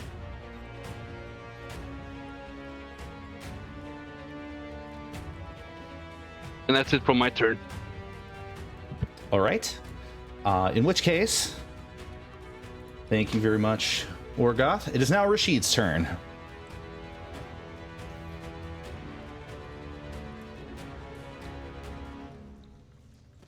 Rashid is facing down to... Oh, whoops, I'm muted. Oh, yeah. I figured as such. Question, Matt, can I target this individual through these gates or bars, or no? Let's see. Like a beam or blast. Your weapons are they slashing or piercing? Not with a weapon, with a spell like Ray of Sickness. Oh, yeah, you could definitely do it with a spell. Okay, cool. So Rashid will see as these individuals are getting the jump on him, and he'll look over and just look towards Shet. You'll see as the snake will slither amongst his arm and then immediately just split off into 2 as his eyes shine purple. And he's gonna cast Ray of Sickness on both of these guys. He's gonna twin spell it to hit both, hopefully. Excellent. Oh. Is that a roll or attack roll, or is it a saving throw? I gotta make an attack roll for each. All right. Let's do this. Ray of Sickness. Pop. Cast spell. Boom. Oh, I guess I gotta do it again. All right. Normal. 21 to hit for the north guy. 21 will hit. And let's go for the second guy. Ray of Sickness. Attack, please. 18. Pretty good. hey. All right.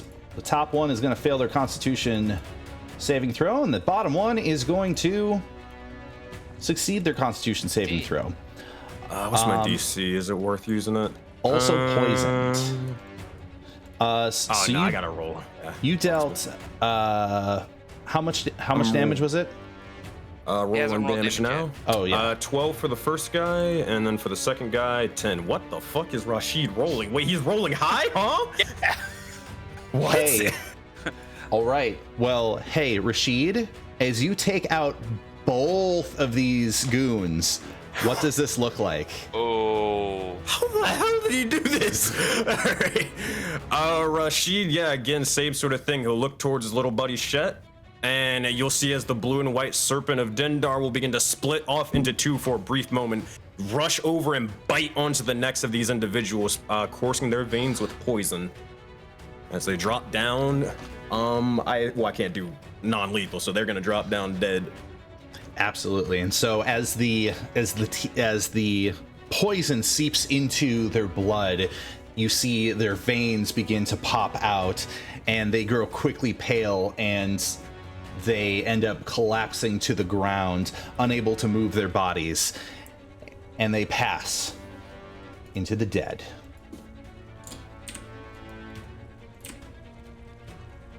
All right. That's it. There's Rashid only will one just combatant back left. up, and that's it. That's All right. it for him. In which case, Windveer, it is your turn. Well, I guess at this point, let's see here. 5, 10, 15, 20, 25, 30. Just gonna move next to the crocodile. And I am going to stab it with my rapier. All right. You stab it with your rapier. Roll your attack. Mm-hmm.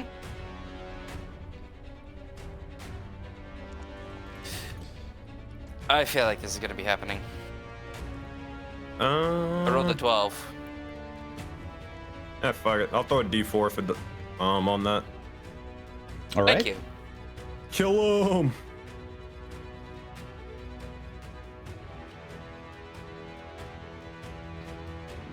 You can roll the D4. Okay. I'll roll a d4 then. Maxfish 14. is giving you Maxfish with channel points is giving you a plus 1d4 roll, Rashid. So you have recouped it, unless that's the one you're giving. Oh, I mean, I giveth and I taketh. So I mean, yeah, I'll just give one to Windveer, and then I'll just keep the other one. Okay, excellent. That will hit. So roll your damage. All right, and I'm gonna spend a bardic inspiration for, of course, for my favorite, psychic blades. So I'm gonna roll. Ooh, 10. 17 points of damage. Excellent. So simple enough. As you down this crocodile, what does this look like? Oh, you just see Windveer literally just run through and then jump as you see his rapier strike down the crocodile onto its like skull. Mm-hmm. As you see him press down with the pommel and just say shock. As you see his body just go and then down. And as you see the crocodile begin to shake and toil against this onslaught, you see it grow limp in the water, and it rolls belly up, and you know that this crocodile is no more. All right, that's an easy first encounter. So everybody give yourself a round of applause for succeeding the first battle of this session. Sorry, I didn't think I'd do that much damage. Did I? Oh, that was awesome. Why did it say permission to update battle? I wasn't trying to update battle. Oh, that's spoiler. That's spoiler. Quote. Avert your eyes! Don't look at that Avert ball! your eyes for spoiler! It is So what's, the knowledge. I think Foundry is being a weirdo again. I think that's what's happening. Foundry, what do you expect? Well, Foundry works really well, except right now, for some reason, it still thinks we're in the middle of a fight. There's still a token rotating.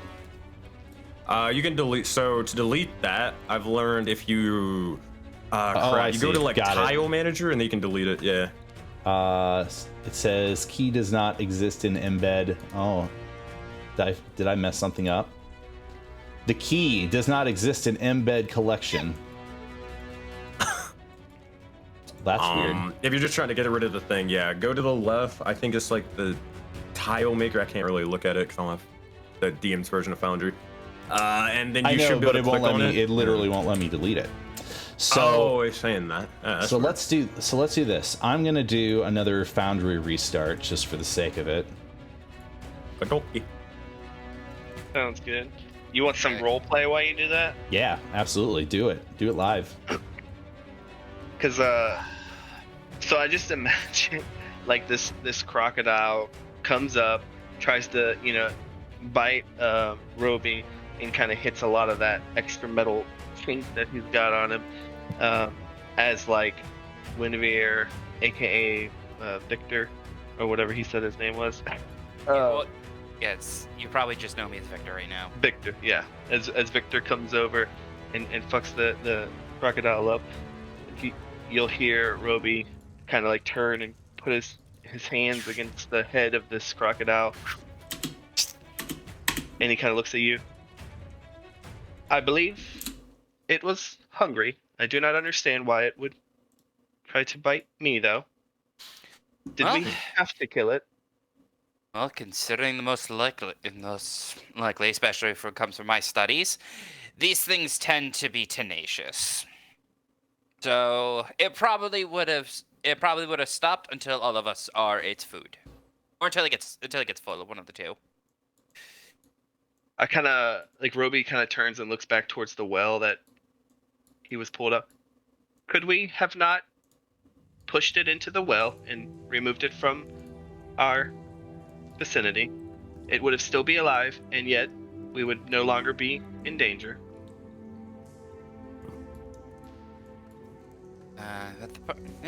Well, then again, we still had the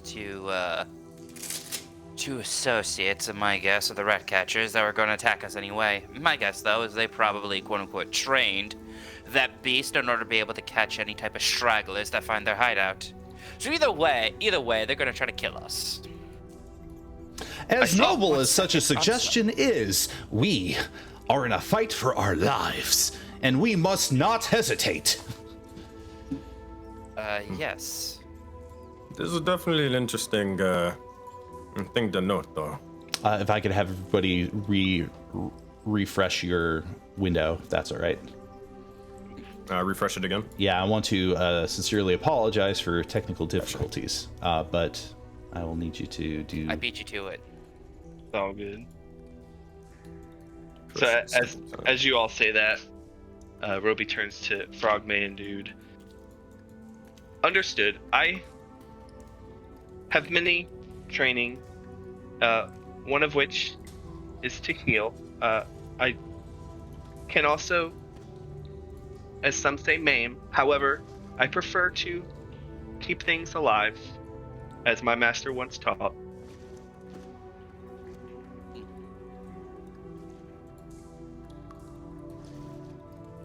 See.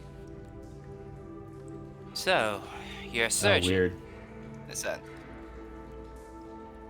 In a sense, I am more of an assistant. Master was the surgeon until he was no longer. Interesting. So, Are you not able to move? I think again. it just Nah. it shows us the combat has not started, and I see see. Okay, so let me clear out all of the movement change to free movement. I had a bunch of encounters lined up in Foundry, but yeah, something still thought we were in combat, so I just wiped them. I could always rebuild them. All right.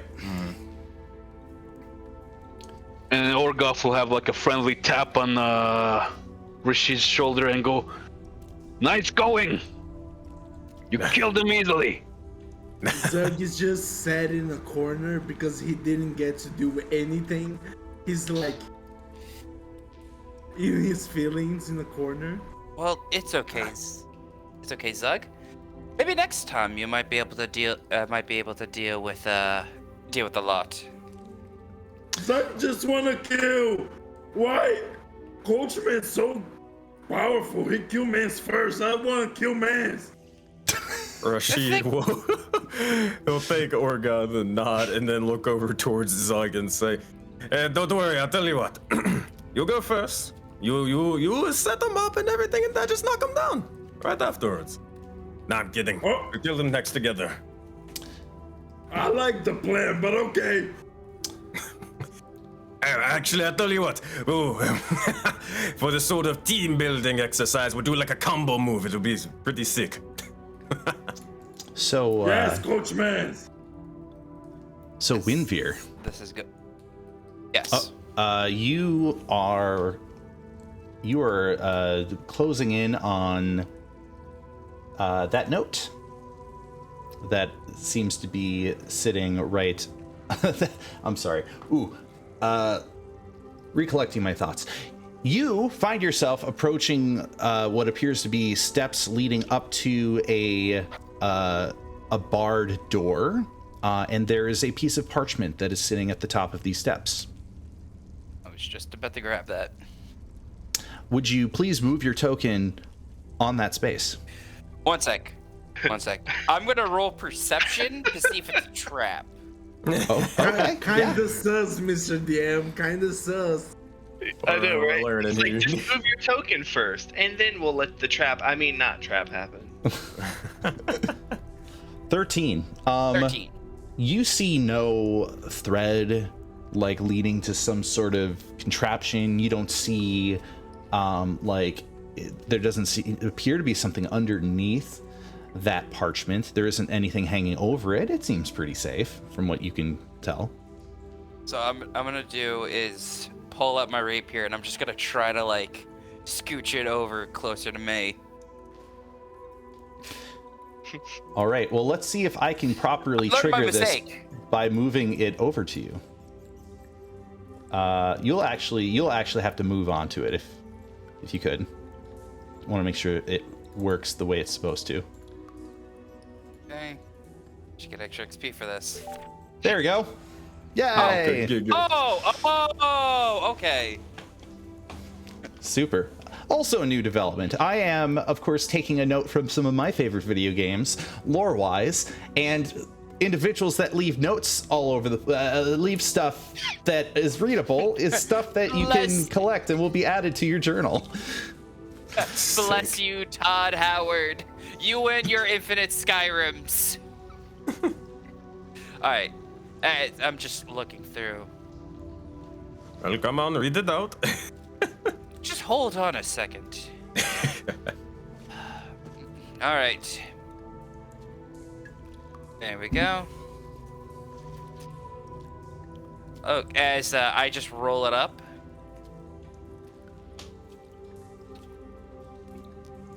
Okay, so looks like we got somebody to look forward to, and by that I mean look forward to even more problems. Nice. It seems we're going to be looking for an individual known as Three Fingers, and his cavalcade of trollkins.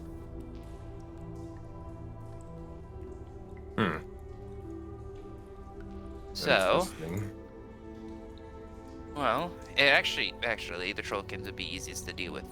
Probably. Maybe. Not entirely sure, but it's going to be a little bit of a problem.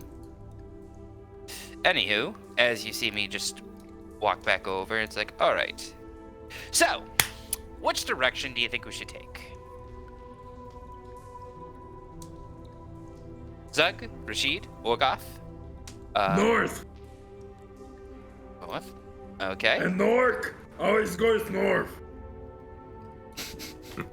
Fair enough. Any other voices? Glenn? I'm trying to remember you. Let's see. Warby. Warby, if I remember correctly. It is Roby, and I Roby. do not have any notion of where I am at the moment, so I'm unsure which way to tell you to go. I will, however, follow suit if you would so kindly help me leave this place. Of course. Zach found nothing north. Well, that's because it's most likely locked. We at least have to check things first. You can't just go running in and expecting everything to be open. As I look back at Roby, it's like, oh, that's completely fine. Then come with us. Come on. Yeah. First things first, Roby, you minded coming along with us, or did you plan on going elsewhere? How do I do this? How do you do what? Okay, so I can just grab this thing and move it. All right. I'm trying to figure out how to like zoom out. It's all like super zoomed in. Scroll wheel to zoom out, and there we then go. hold right click to like drag the map around. Okay.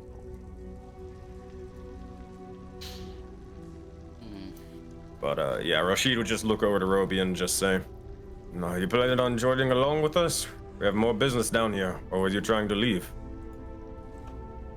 Well, I would like to leave at some point. However, I do not wish to go alone. The last time I was here, I was with others who used me as a punching bag. I do not like that.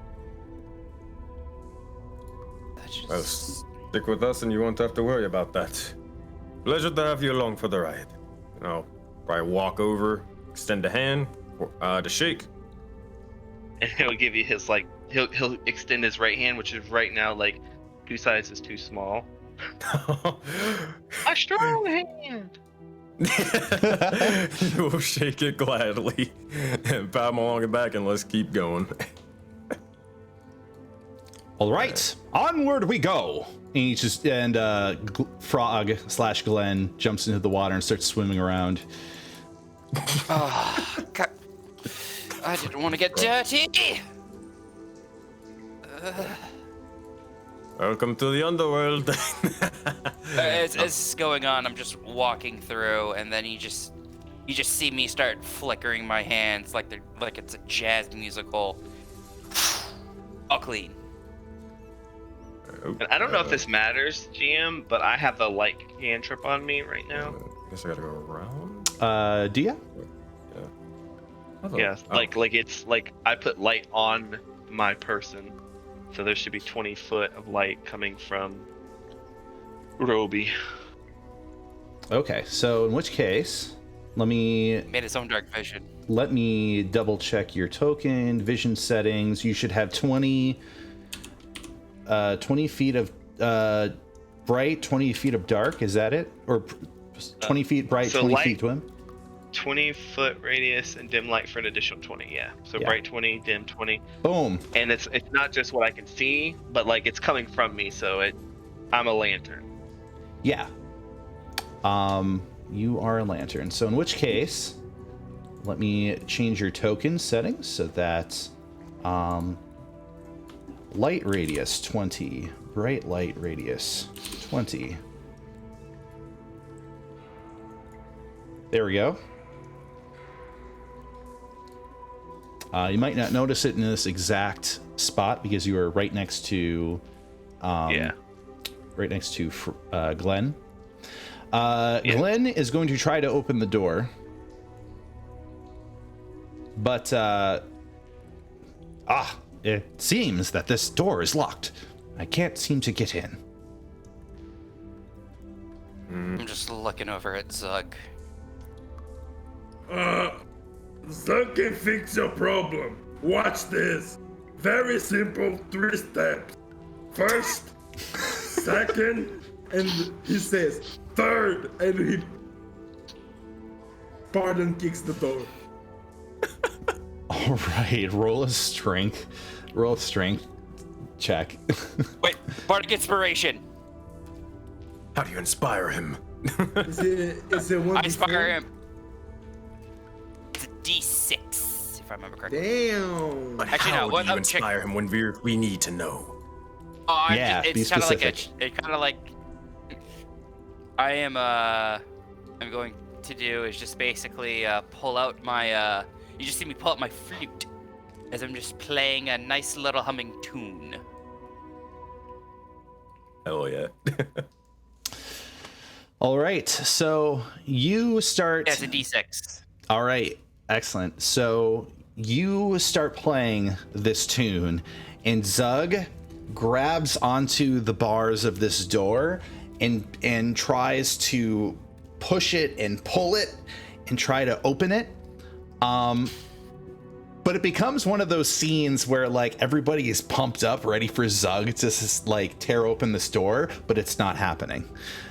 Zug is trying, and you are still playing. Like, okay, Zug, all right. But his strength check is not going to be enough to open this door. That's what the D6 is for, if anything. Did he already roll the d6? Yeah. Yeah. Oh, he did? Yep, it was part of the. It was part of the roll. Gotcha. Oh, yeah, I see it. Zug very weak today, sorry. I don't know what happening. You probably need more food. Yeah. Yeah. Hey, everybody has an off day. No worries. Let's try it again. I was Not watching too bad. I feel like Coach Man's like every day. Yeah. You get the one though. All right. Hey, Orgoth, you got any tricks up your sleeve? Or what about you, Roby? Anything? Well, I was watching, and it seems that if there were more than one of you doing it at the same time, your combined forces might be able to push this door open. And he kind of looks between Zug and Orgoth. Okay. Simple 3-step program. 1, come Morgoth.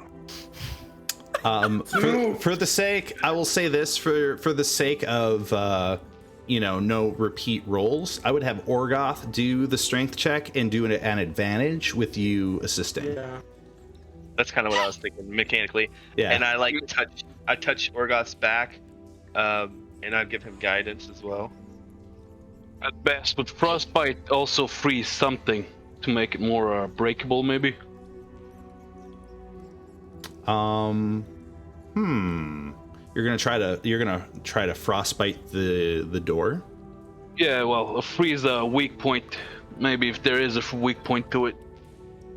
Okay. I mean, if you want to figure out a weak point, do an investigation check on this door. I'll help out with that.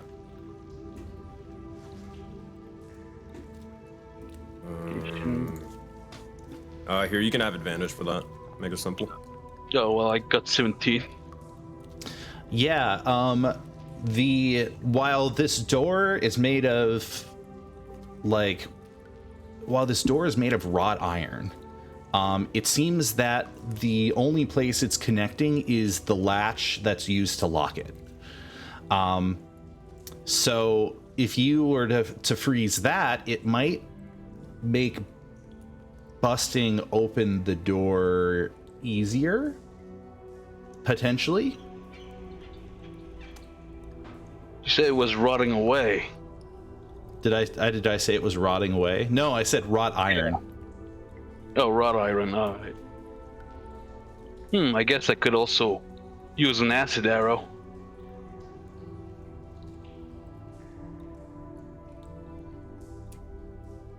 Yeah, I guess I'll use some acid. Okay. All right. In which case, you are free to use an acid arrow on it. That will lower the DC of this door. And then if you want to follow that up with a strength check at advantage as Zug helps you out, feel free to proceed forward. I believe in you. Come So on. should I just roll the damage for the acid arrow, or Yeah, the standard roll as well in case I miss? All right. roll the actual thing so that it takes up a spell slot. Represent Arcane. I guess I'll have to do a standard roll then. And I'll roll its damage. Oh, 15. That's pretty significant. Ow. All right, I would say you do a focused acid arrow on the latch, and you see this acid is eating away at the metal. you get the sense that giving this another shot, if you collectively put enough force into this thing, you could probably bust it open. All right, this should make it easier. You ready, Zug? Yeah! I believe in you. You got this. Oh, 11. +1 token to it. Don't forget the D4 guidance. Yep. Yeah, don't Oh, yeah, forget I the guess D4 I'll, guidance. I'll use the guidance as well then.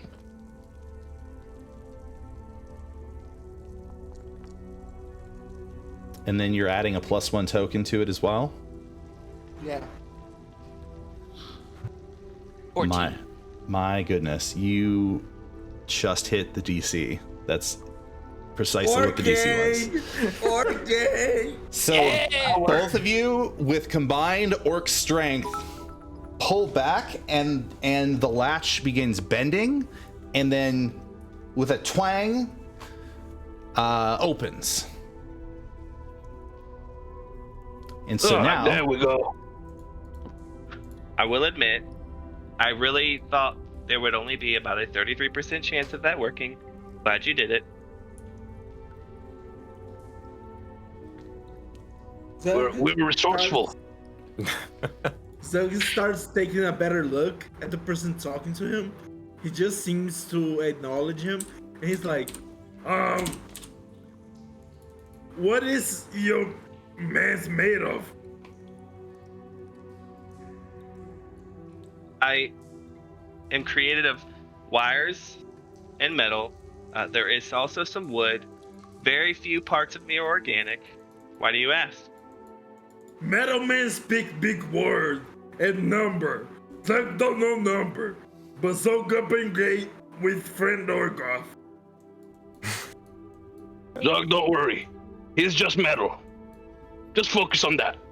Metal man. So they're not trying to kill them, or they're not trying to kill you or stab you, so they're a friend of me. excellent. So, to celebrate the combined strength of two orc brothers going at a metal door, orcs in the chat, everyone, orcs in the chat. I'm actually curious, Matt. What's up? So what is, I mean, even Winveer, if he wants to join in on this, so what does Rashid know about Warforged and Leonios exactly? History check. I mean, I guess Seglesia, because he's only been in Seglesia, so. Yeah, absolutely. Alright, I'm gonna roll history as well. 15. Nat Ooh, 20! Rashid with the nat 20. So, You know. What is with Sensei's rose today? I mean, don't question it. Take these. So, first, Winveer with a 15. You know that Warforged, their origins have something to do with King Godfrey in particular, and something to do with the war against the dragons. You don't know details, but you know that Warforged were not recorded to exist prior to that time. Rashid, however, with a nat 20, being a I don't remember if you're a native of Seglesia as of a past number of years. Yeah. I have a family and all that stuff that even fought in the war. Yeah, exactly. So, the Warforged, were very specifically created to be part of the Crownsguard Custodes, which were some of the highest tier warriors, specifically the bodyguards of the king and the royal family themselves. With the ending of the war against the dragons, the Warforged sort of a good chunk of the Warforged stayed employed as bodyguards to the royal family, but a bunch of them were decommissioned or had left service to sort of explore the world suddenly without purpose. They fought in this spectacular war this epic war that happened throughout the continent, just to be, just to be disregarded and forgotten about. And it wasn't told in record how many of these things were made, or how many of these things were decommissioned, or how many of these things went missing. However, there standing before you is a Warforged. So it would make sense that this Warforged, its origins must have had something to do very specifically with the official order by the king to create these automatons for war. Interesting. So, I mean, yeah, at this point, Rashid, he looks Roby up and down, not really saying anything like to that's just keeping it to himself, but Warforged that just so happened to kind of, well, I mean, he doesn't necessarily know what happened, but maybe from what he could assume, just getting tossed off to the side after being beaten up and like thrown into the sewers or whatever, that's kind of fucked up. So, Rashid's gonna probably more so than faster than usual, he'll probably how do I put this, look after Roby more of like one of the group, like he'll accept Roby more into the group faster than probably usual because of that, feeling a little bit of sympathy. I think that's the word. Understood. But yeah, just keep on going on. And naturally, it doesn't occur to you if this individual was directly created as a result of that war, or if they were pieced together later, one or the other. In either case, you feel that this automaton is sort of, under, I guess you can say, is under your umbrella of protection now. Look after him like he's our own. But so I guess with the barrier out of the way, I guess we can get a move on. Why are you all staring at each other? It's time to move forward. Lead forth, a foggy friend. Right, jeez. Zago! More energy than I thought. But don't forget to look for traps. Alright. We'll pretty much peek at the corner just to see if there's anyone there. With your, at least with your passive perception, you do notice that there is a newspaper clipping in the corner. You don't notice that there's movement or necessarily sound of anything nearby you. You've realized that you've stepped out of the waist deep water section, and there is a canal of water kind of spilling through the center of this area, but you can step from one side to the other very easily. So you are pretty much at the point where you're just trying to find your bearings and figure out what direction to head. There seems to be 3 directions. Well, just to see if there's anything else. Mind if we just go northwards for the time being? Orc goes north. I figured you'd say that, but... Follow me. Hey, DM, which way is the water flowing? The water is flowing into the center pool where you were at. Okay. And correct me if I'm wrong. If I'm speaking of like irrigations and sewers and stuff like that, if we go against the water, we're going to wherever people would be because that's where the water would be coming from. That makes sense. However, you are in part of a vast, complex. Well, would your character know this off the bat? Everybody would know. Everybody else would know, at least, that you're in a small part of a sprawling sewer system. Water could be coming and going from anywhere. So there isn't, so like it would make sense that if you go upstream, there's likely there could be people there, but how far upstream? And is it still within the bounds of this Thieves Guild area, you know? Right. And so just to clarify, the thought process I'm going with is he's pretty good with survival, so tracking and figuring out paths and stuff like that. Mostly from an analytical standpoint. So while mechanically speaking it's wisdom, it's really more him analyzing all the different pieces of things going on. So like I guess what he would be doing right now, he's just kind of looking around and he's trying to gauge his bearings as far as like where, you know, north, south, east, and west, Sure. where things seem to be coming from, and then, you know, maybe a survival check or something. Yeah, absolutely. Okay. Now, just to clarify, to make my rolls for my character sheet, if I click my token, I see. Yep. That comes up. Okay. And then if I... That's happening. Hey, while that's happening afterwards, Mm-hmm. you know, she'd wander over and just say, "Hey, I think I found something," and walk over to see what this thing is about. Absolutely. Let's make sure that we can get the survival check. So, yeah, of course. typically in Foundry, yep, if you double click your character and you go to your attributes, you can click on the specific ability, and then it will bring up advantage, normal, or disadvantage as an option. And if you just click normal, then it's a normal Got roll. 17, or so, sorry, 23. Ow. So,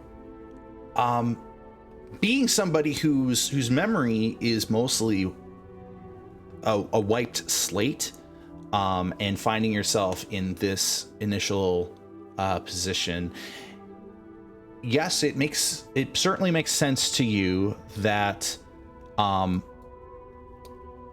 that water from various directions indicates that there's likely to be people on the top side of that. I'm trying to think about rationale for determining like where you're at underground if you have no prior reference point. So let me throw maybe a suggestion. So this is a sewer. These are things. So if someone recently took a dump, do we see a dump floating down from one of these pathways? You would see storm sewer refuse. Okay. No, and that's cool because, like I told you before, I'm all for the role play. So you guys would see, like, as you're kind of pacing about, looking around as well, you see Roby just kind of stop and he begins to, you know, he's like looking up and down the ways. Logically speaking, I would think that wherever we are, if the water is flowing downwards, we are going the opposite direction of where people would be. However, I see the water is flowing multiple directions, so I am unsure at this moment if I could be of assistance. However, if any of you would need any sort of analytical guidance, please let me know, and I will assist. Your survival check is still going to give you referential information that this is very clearly an urban storm sewer system, and that you are at a certain gathering point, and that pit, you were basically on top of a grate when you were inside of that well, and that well would have led down into sort of a deeper drainage system, likely heading out of the city. So from what you can gather, you are inside of a city, inside of its storm sewer system. There isn't going to be any specific relational data as to where people are simply by the flow of the water, however, because this is a large complex sewer system. So you were correct in your assessment. Makes sense.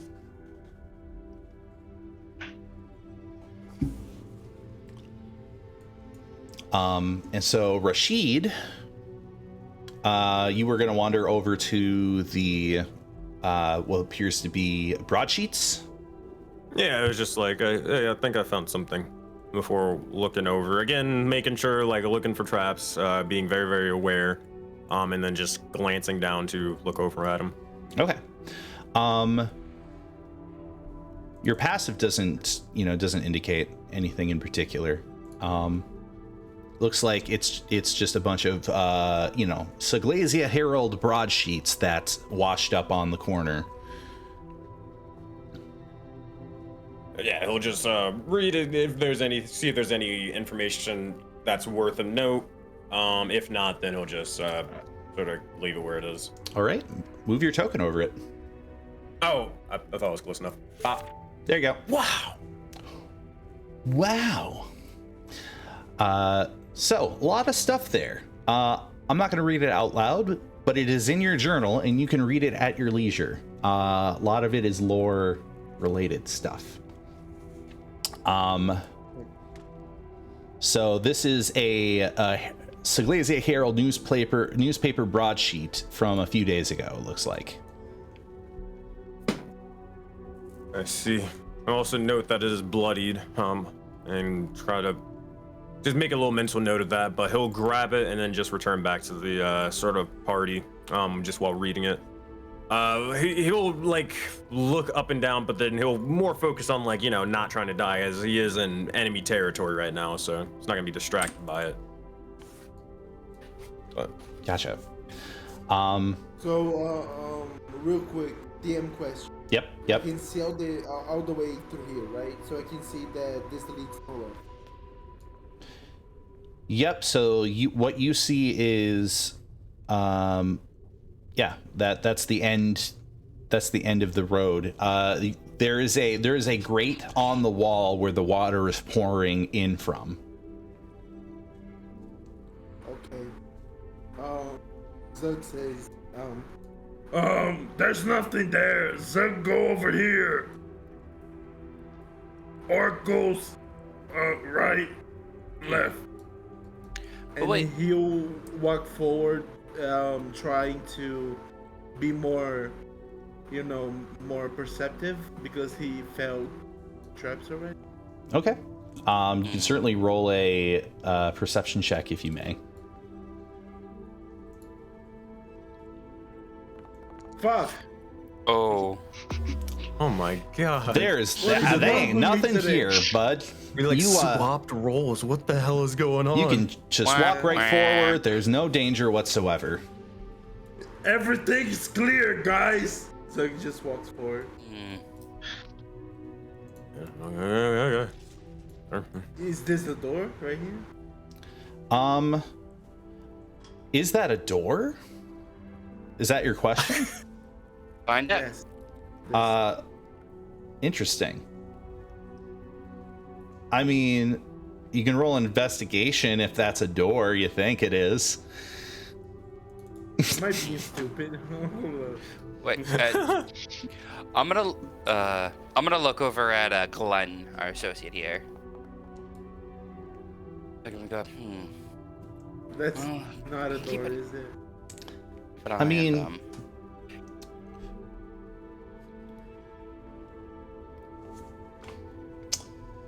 Decisions.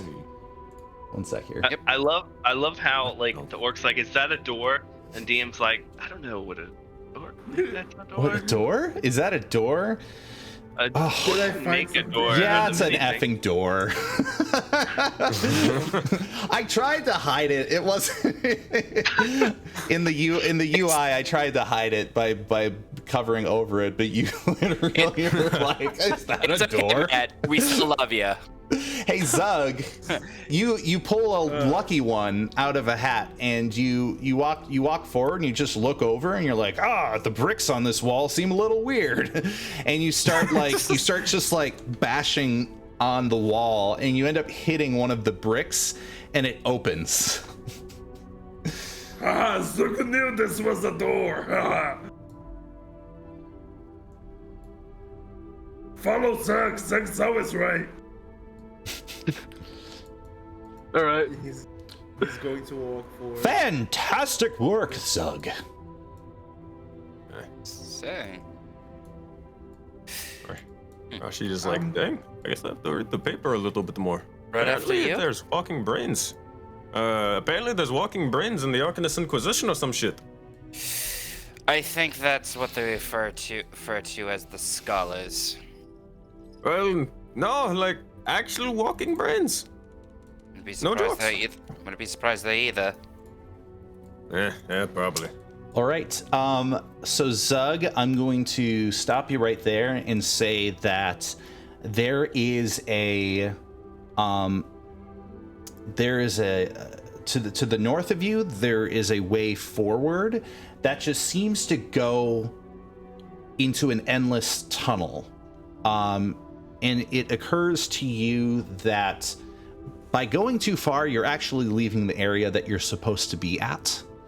However, upon stepping that far, it occurs to you that this section is connected in several ways to the surrounding sewers. It might make sense to you. Sneaky mans down in sewers must get around. They must like easy ways to get around in the sewer.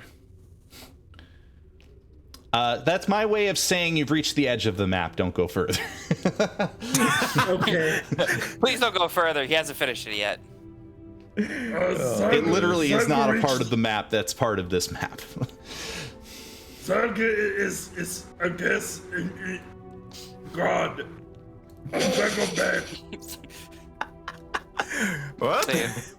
But on each on each side of the walls, though, there seems to be a little alcove that leads to a wall that's of a different texture, and there seems to be a small lever on each of the adjacent walls for each of those for each of those alcoves. What we do with lever? Just don't pull it yet. Let me see if it's a trap. Okay.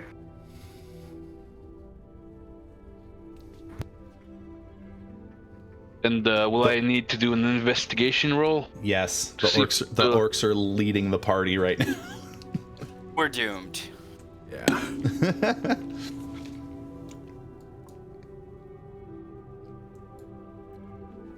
Basically, you're saying each of these are levers. Each of those are alcoves with levers on the north walls next to them.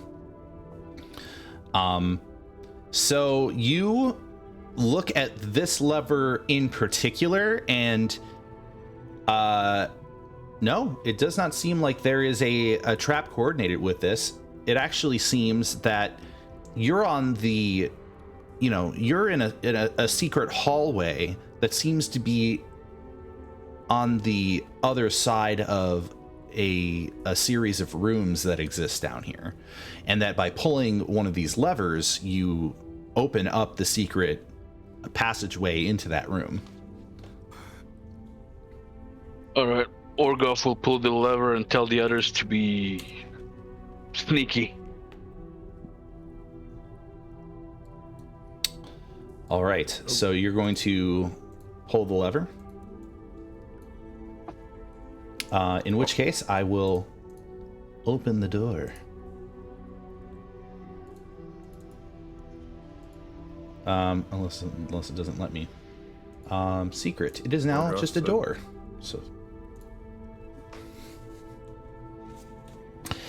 you end up opening up a loot room. It seems to be a room that has a number of shelves and cases that have collected ingredients, spell components, stuff of that nature. And lying on the floor is a silver, looks like to be a silver statuette of some sort. Orgoff will step inside and investigate the components. All right. Feel free to roll an investigation on that as well. Oh yeah. You said this thing is a loot room. Rashid is he will try to contain his excitement. Fail terribly. He will fucking scour this place. 7. These all look like run-of-the-mill spell components. It doesn't and run-of-the-mill spell components that are not very well sorted. There are jars that are not well labeled. There are a bunch of stuff that are just kind of jumbled inside of these cases. There is, to the south of you, a number of staves, it looks like, with different embellishments on them. The thing that seems to be of most value is that statuette on the floor.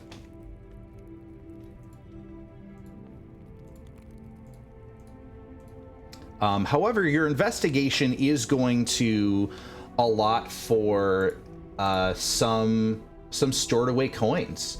So in which case, I want you to roll a D100 for me.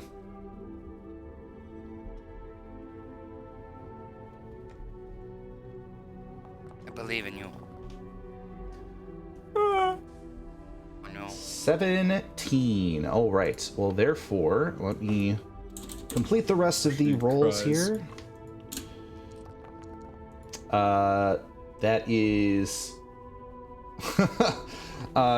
because I'm gonna tier that up. That's gonna be 14 gold pieces and a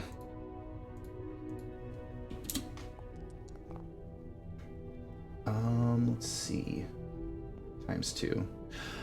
And a large piece of jewelry that could probably go for 70 gold.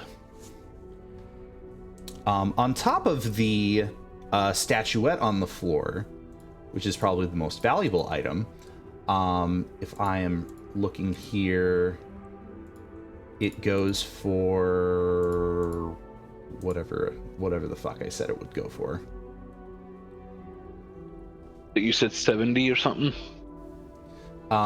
You have a jewel, an amethyst jewel that could go for 70 gold pieces. You have 14 spare gold pieces. And where the hell is this? Okay. Goes for about 250 gold pieces, the silvered angel statuette. So make sure to just write those things down in your collective journals. Things that you can potentially sell off. But it seems like for loot, quote unquote, this is all mundane loot. You said there's like random components and stuff in here, though? Spell components, yeah. So like you can certainly stock up on spell components, but typically if you were a wizard or a cleric, you have a focus, and so spell components are not necessary. If somebody else wants to do an investigation check to see if they can find anything else of worth, you certainly can. I have an idea. Just to clarify too, Mm-hmm. I'm good with herbalism and poisoner's kit, so he would be looking for like plants and stuff like that too. Okay. Rashid will probably go up to Roby and just say, "Oh, hey, Roby, I remember earlier you said that if you ever need like analytical guidance, then just hit you up, and here I am. I want to scour this entire room, I'll be honest with you." If you have an herbalism kit, you should be able to make an herbalism kit roll to see what kind of things would be compatible for it. And if you roll decent, then essentially it'll give you basically cut the amount of time that it takes to do something with that herbalism kit down. Gotcha. Yeah. So I'll do that after, as Okay. Rashid comes up and he's asking for assistance, because Roby's all about assistance. He's less about himself. Yep. So he looks at Rashid. Yes, I believe I can assist you with that. One moment, and you just watch as he kind of like scans the room, like kind of almost spins slowly around. Mm-hmm. I believe that in the areas in which Orgoth and Victor are standing, those seem to be the areas that might have the most potential in finding profitable items, if that is what you seek, and he will give you guidance. You speak my language. Thank you. And yeah, Rashid's gonna look around, investigate those specific areas, or help pretty much Yeah. Windbeer and investigate Orgoth it. do so.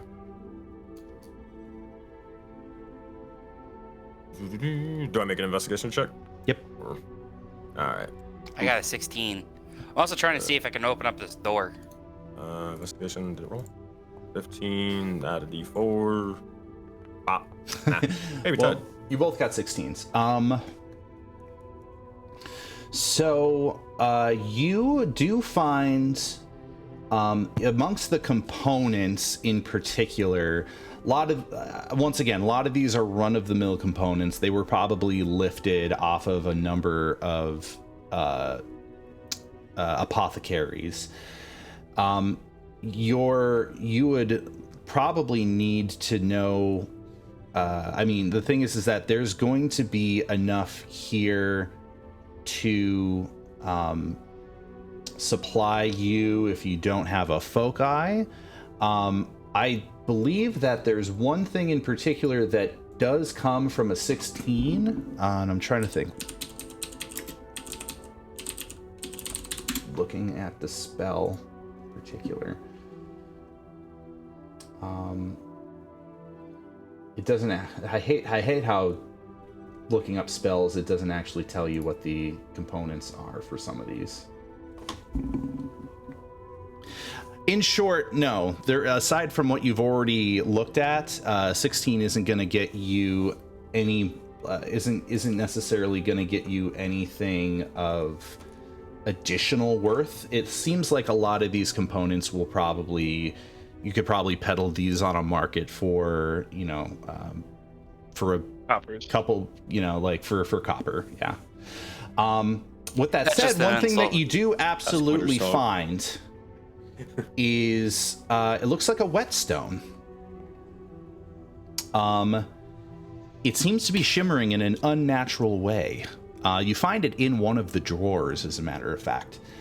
And this, whetstone is usually used for sharpening the edge of steel tools and in blades and stuff like that. And it seems like it would be a pretty interesting item. I mean, it's giving off an odd shimmer that you don't really associate with a stone.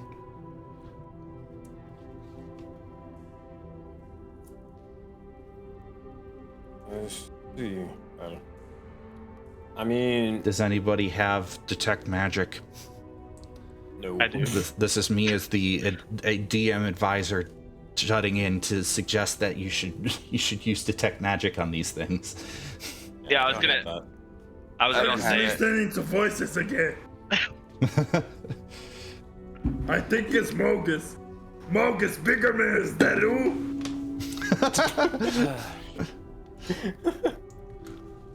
Don't mind Rory. me. Continue on. Okay. Oh, we just need us one more and we have ourselves a comedy troupe. Sonny's kind of giggly, just bubbly in his corner. But I'm gonna look over at Rory and be like, you any chance have any type of arcane persuasion? If you are asking if I have the ability to investigate further into the Arcana, yes, it would take me about 10 minutes to modify my oculars. Well, that helps. At that point, might as well just keep the stone. Hey I agree. everyone. I think I found another room like this.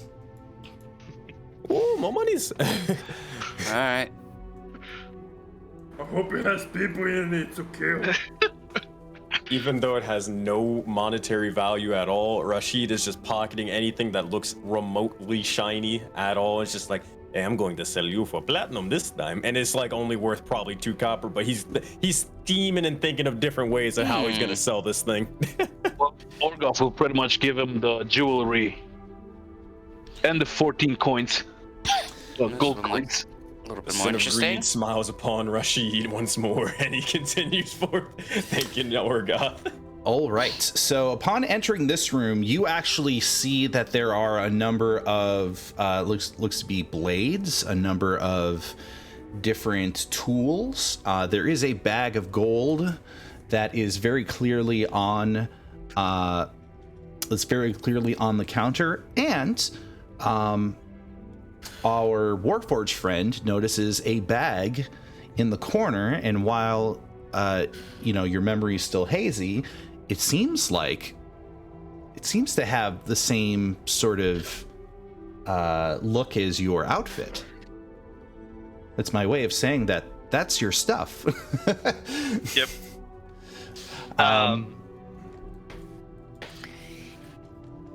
Nice. Quick clarification. Uh-huh. So his body parts, Mhm. are we gonna have those kind of like spread out amongst this place, or is that gonna be something he finds like over time?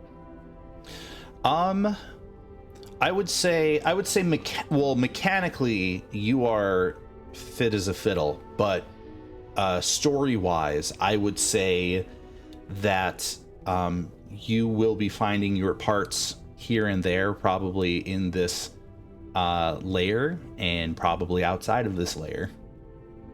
So can we say that might be a quest for you. in this room is his regular right arm? Sure thing.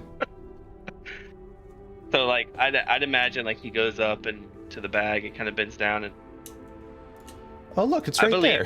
that's why I said it. I was like,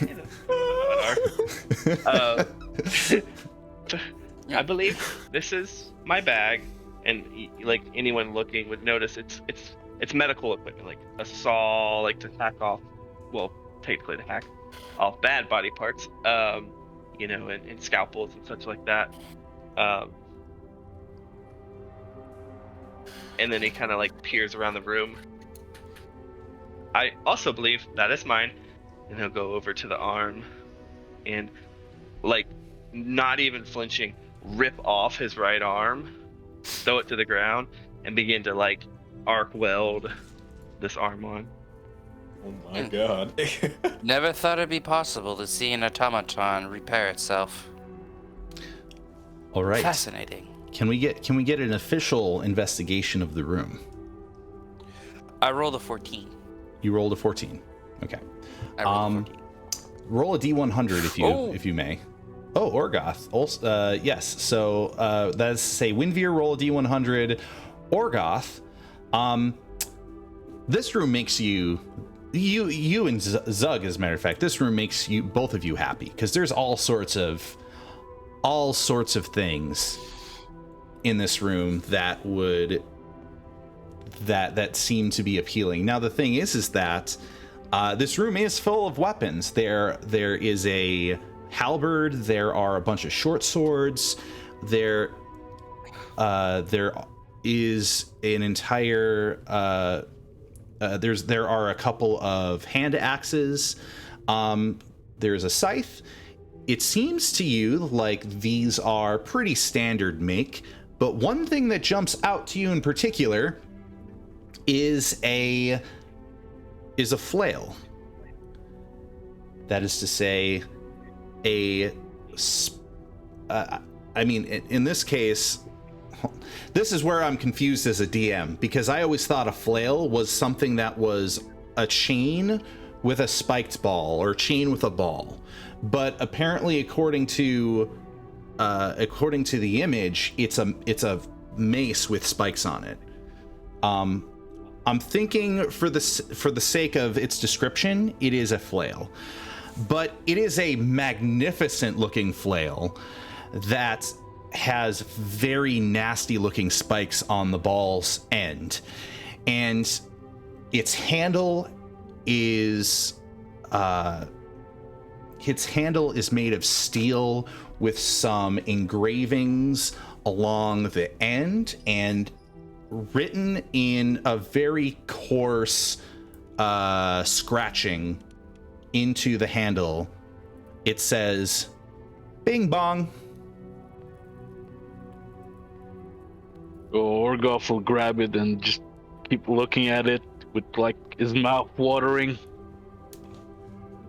And his eyes will be probably like Rashid's eyes, you know, he'll have money signs. Except it's now carnage in his eyes. Allow me Yes. to add Bing Bong to your character sheet. There you go. I love And it. of sacrifice. Doug, grab all the weapons. We'll need them. I would say with happened? your investigation, you can very clearly tell that this is a masterwork flail. Oh shit. So there you go. Hey, actually, oh, go ahead, Winry. I was gonna say I rolled a 19. Oh yeah. In which case, rolling a 19, you end up getting 12 gold pieces, and there's a potion of healing.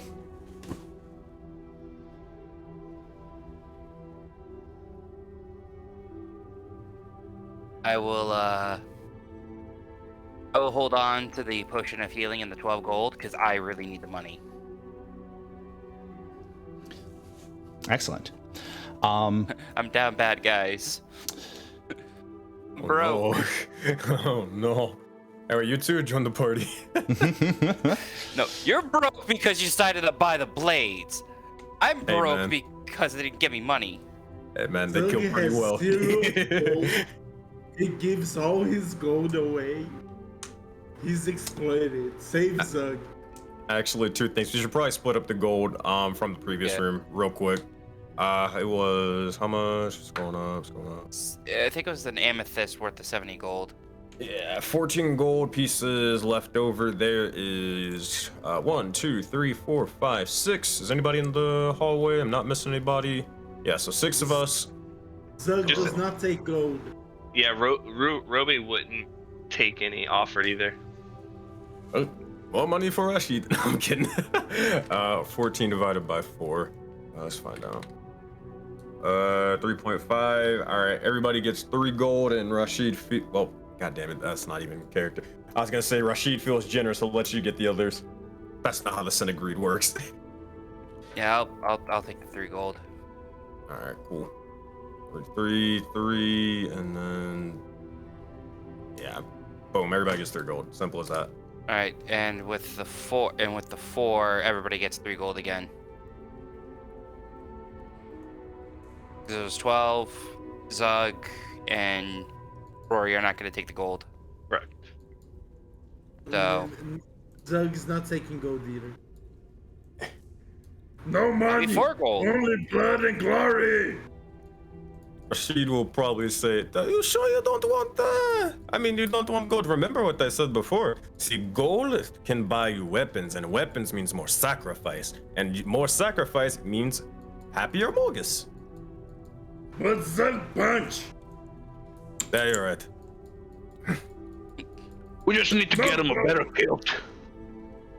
Oh, also, hey, while you guys are looking around for everything, no reason or anything at all, but let me know if you find any sort of like, I don't know, serpentine-like weapon, like, I don't know, with like a scale or like, oh no, a fanged tooth or anything like that. I don't know, anything resembling a snake at all. Thank you. I don't think there was Make any, nice but I know. thing. I don't think there was any, but I do know we have some short swords. Anywho, Okay. anywho, I look over at Glenn and Rashid. It's like, well, we do have some other doors. Let's go investigate. As I'm walking out. Yeah, is that one? Yeah. Go for it, buddy. All right, investigation. All right, yeah, go ahead and investigate. I'll assist. You have advantage. Hey, that's pretty good. 18. This door is trapped.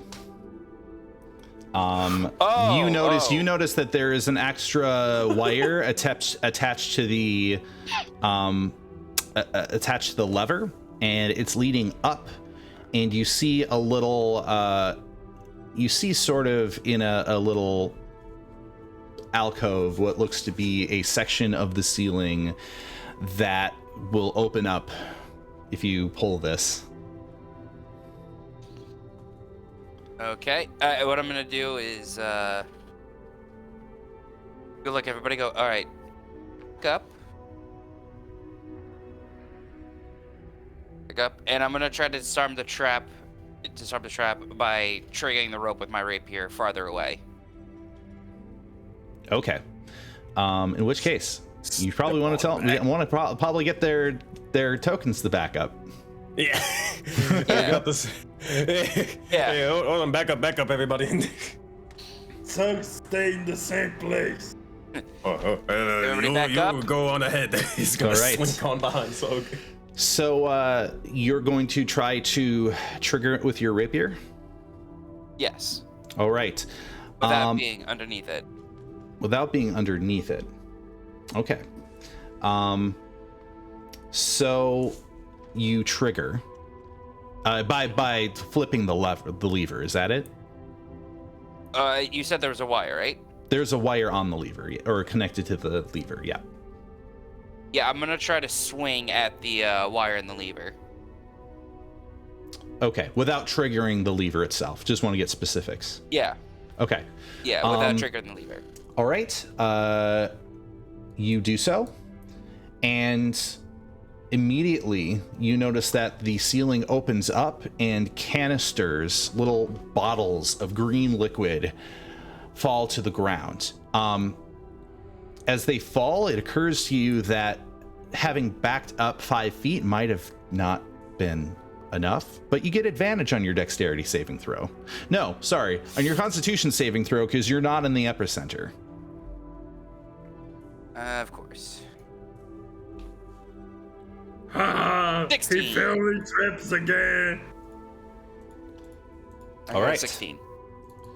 That is going to be half of 5. Rounded down is 2 poison damage to you. As it whiffs up into the air into a cloud, you just barely inhale the cloud before you step away, and this cloud quickly dissipates as soon as it is done pluming. Yeah. Pretty good. Oh god. Oh no. Yeah, luckily. It looks like my plan didn't exactly work the way that I wanted it to. At least I tried. Probably next time I should have had Zug use the halberd.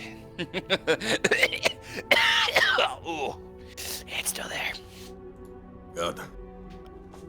Alright, so luckily it should be good. Well. And now I'm gonna pull the lever. Watch him die. Probably. Oh my god. Remember, nothing ventured, nothing gained. And those are the hold last on, words of Windbeer Pendragon. Somebody in chat has just has used one of the higher points. The first person in any of my sessions to gift a magic item to Chiken's shop. So I just wanna say that I am excited that this is a thing, but the individual need to specify what magic item. So you pull the lever, and you find yourself face to face with a drow who looks at you. And upon noticing you opening the door, there's this pensive moment. And then suddenly they yell out. And they're going to start booking it for the door. Therefore, Ooh. Oh shit. you've stumbled Of into course. you've stumbled into combat, my friends. Oh no. Oh no. In It's which time. case, allow us to begin the combat. We haven't stumbled into combat. Combat stumbled upon them. Of course.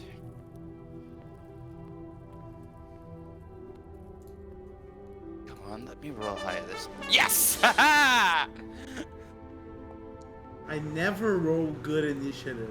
Why is this person called Token? That's wrong. I gotta replace this token. I'm gonna think of something, Slug. We're gonna do a combo move. we'll figure this out. Cursed. Mr. DM, What's up? I can't roll initiative. It says the combat and a bunch of cryptic shit does not exist in. Let's see. I added both. Oh, for some reason you didn't show up in. Once in combat, token cannot be removed except through the encounter interface. Well, you're there. If you go into the encounter interface and then click on the dice, that should do it, I think. Where's that? The big fist. It says Next. not started.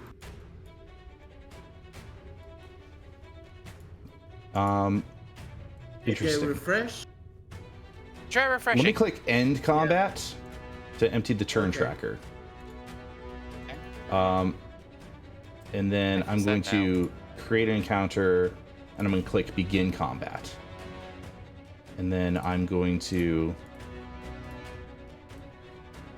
add all of you into that combat and then add the drow. Try it now. I had that nat 22. Yes, sir. I know, right? Oh, Yeah, do I you got want a the 20. numbers again, or? Yeah. I'll try refreshing. I have the same error. I mean, I guess I rolled out. Maybe someone can roll for me. 9.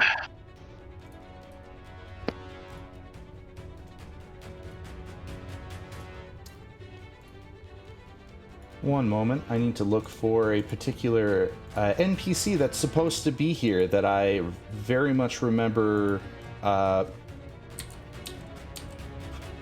creating, but apparently they are not showing up.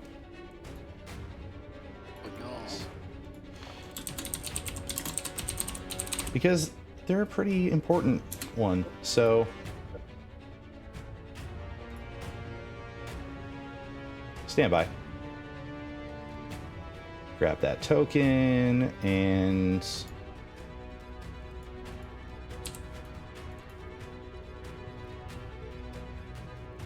yeah, let's just save it under there. Cool.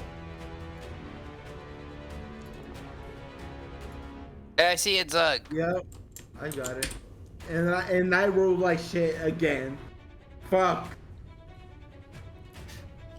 I rolled 2. It's a big Well, 5 for me, Mr. DM. Big 5. Big 5. Probably I had that nat 20. I had 18, but now I'm at 9.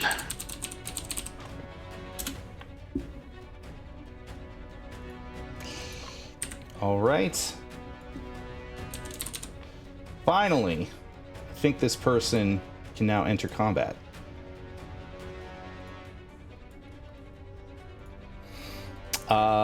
All right. First and foremost, Oh no. Sandora. let's roll the initiative for each of these creatures. Well, it looks like Winvier, you get to go first, my friend. I am going to look at the drow. I am going to move directly. I'm going to move directly to the door. Mm-hmm. Just look at it go. Hello there.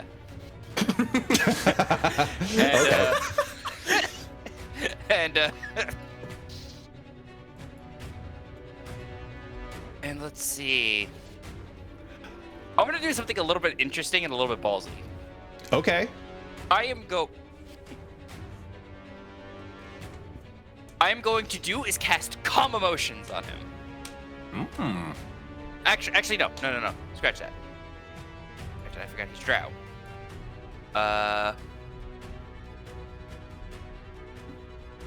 Let's see. I would say as somebody of elven background, you would know that, Yeah, so I'll allow it.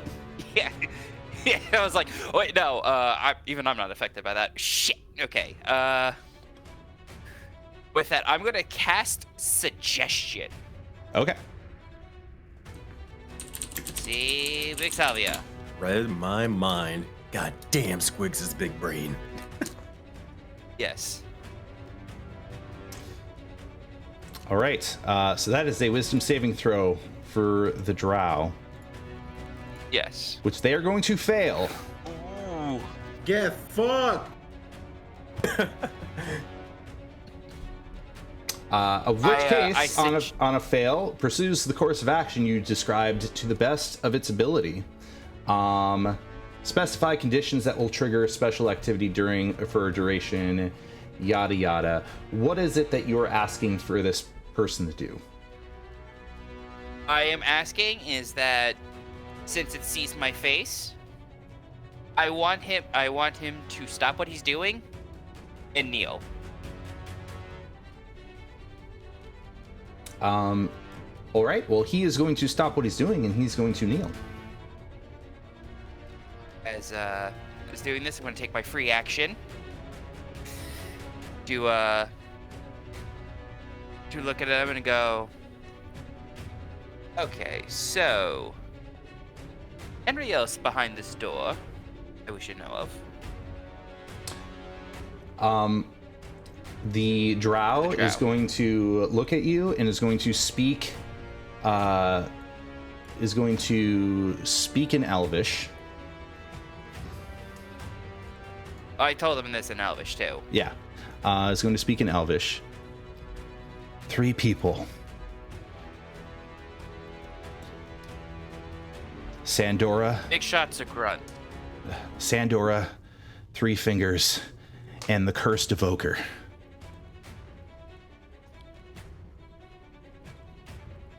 I would say thank you. I will tell my associates not to harm you, and you should probably get on your merry way.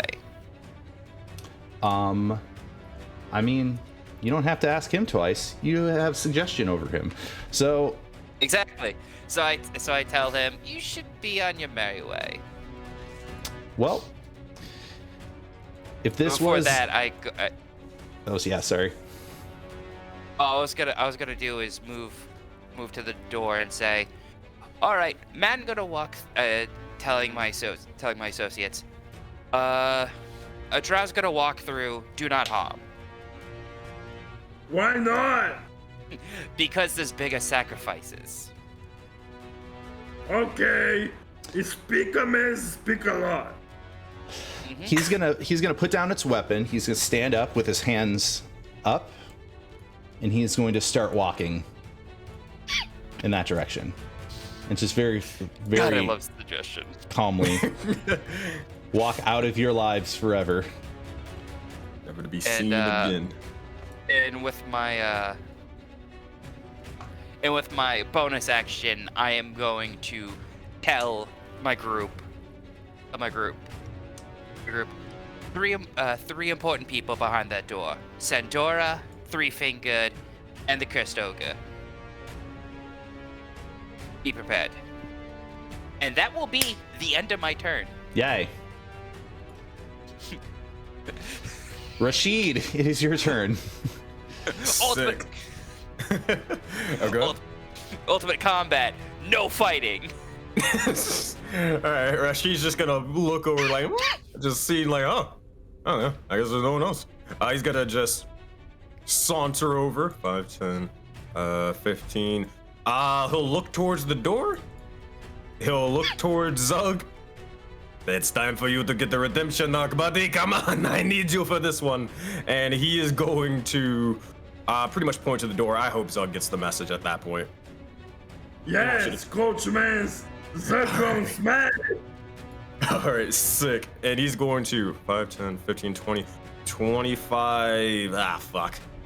I guess 30. I don't want to be that close, but here we are. He's gonna hold an action, and it's gonna be it's gonna be a hold person for any hostile individual that doesn't seem like a commoner. So if it's like an old woman that walks through, he's not gonna use it. But if an armed person who looks to try to kill me, I'm gonna hold person them. If the first person I see through this door.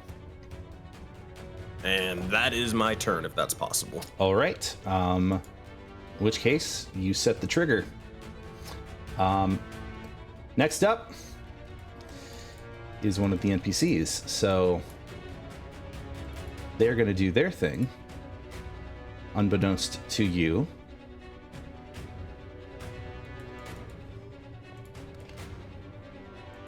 And as they do that, it is now Roby's turn.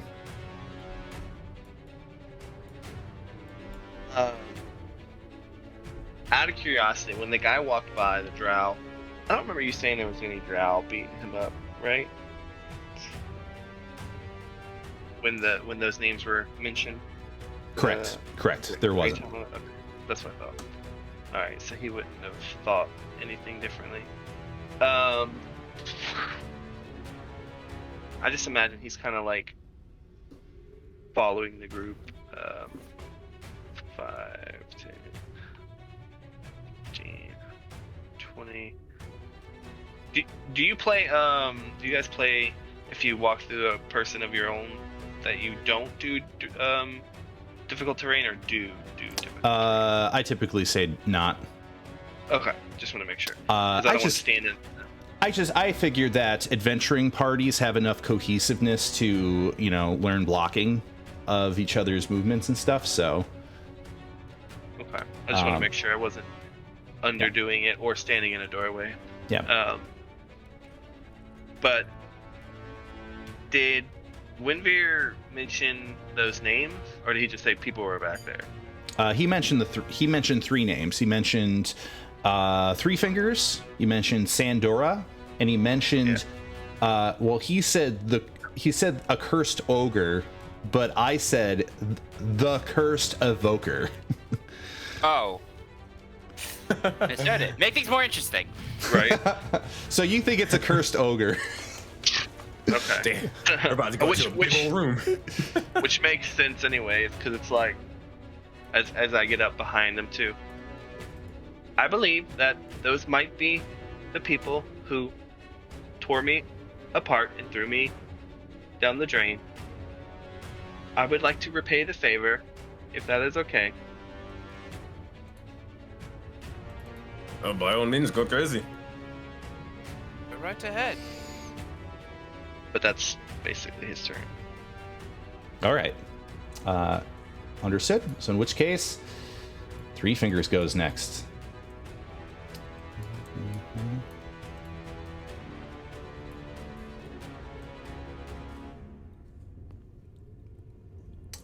Let's see. Actually, he's gonna go 1, 2. Oh, I would like to clarify that, so since I got his stuff, everyone would notice now that he fixed his arm, put his regular arm on. However, he is wielding the other arm as a makeshift mace now. So he balled the hand up into a mace-like appendage. So he will be whacking people with his old arm, his strong hand. Okay, gotcha. And he has a shield.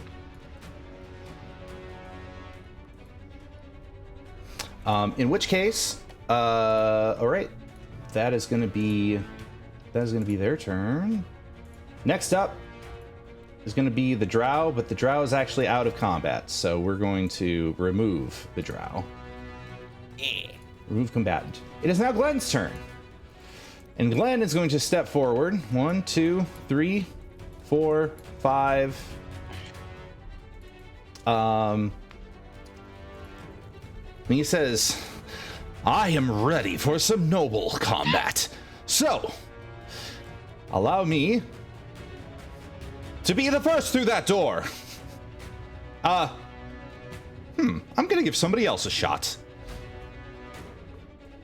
And he is going to, let's see. Oh, he can only move 25 anyway, so he's gonna stop there. Literally getting into position. All right, it's Orgoth's turn. Well, I mean, there isn't much places to go. You can move past people. All right. Oh, well, I guess I'll use my bonus action to cast a Blight Song.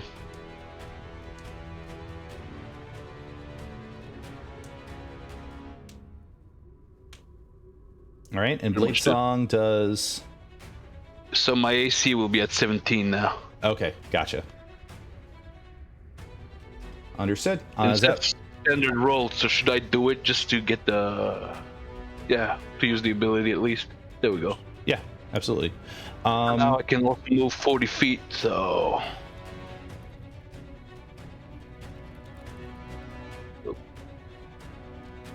Collides with the wall, of course. Because I did it that way.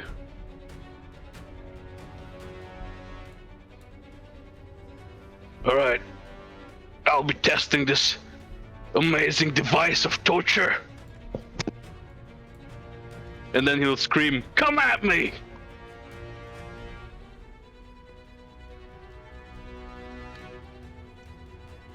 All right, is that going to be your turn? Yep. Okay. One more person goes. They make their decision. Now it's Zug's turn. Zug, getting the message from his coach, is going to dash like a track star. Yes. Extremely fast, pushing everybody, and he's going to throw himself against the door like he's a projectile. All right. He's like, Zago! All right, you're going to open up that door. Yes, I'm throwing myself against it. All right. Boom, and everything triggers at once. Boy. First, Oh. Crap. Three Fingers is going to lay down a barrage of attacks on you. 4 attacks total. Oh. Wait, hold on. Do I see him first? I had it before him. See, what order did this take place in? Well, you have higher initiative, so like their reaction is going to strike at Zug, but you did lay down your plan first and you were higher in initiative. So are you gonna lay down your whole person? Yeah, like literally the first person I see that has vicious intent that doesn't look like a commoner. None of these guys look like commoners, so whoever's the first person I see, that's aggressive. That's gonna be 3 Fingers, and I know, and I think you outrank. Nope, you're neck and neck, Dex. So no, I'm gonna give it to you. You are gonna pop off your spell first before he tries anything. All right, pray for me, sacrifice, brother. All right, wisdom saving throw, 13. Let me target them so the spell goes through. Boop. Oh God. Yeah, I guess I got Big salvia. Wisdom saving throw. All right. Fails. Oh my goodness. That's big. So hold person makes it so that he can't move. He can't use abilities either, right? Succeed. He can't wisdom... do nothing. His turn Oh is my paralyzed. God.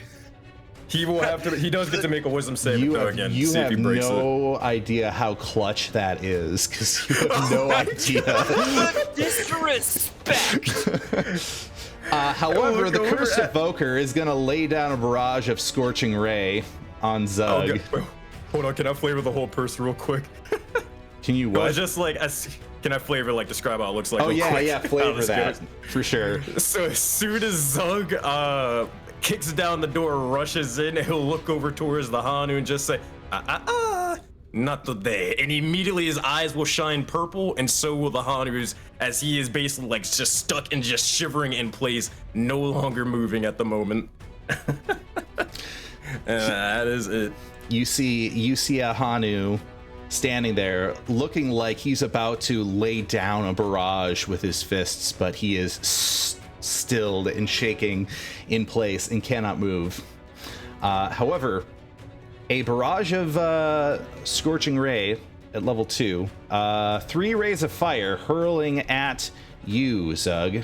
So, in which case, we're going to do our first attack. That is going to be an 18 with a damage of 10.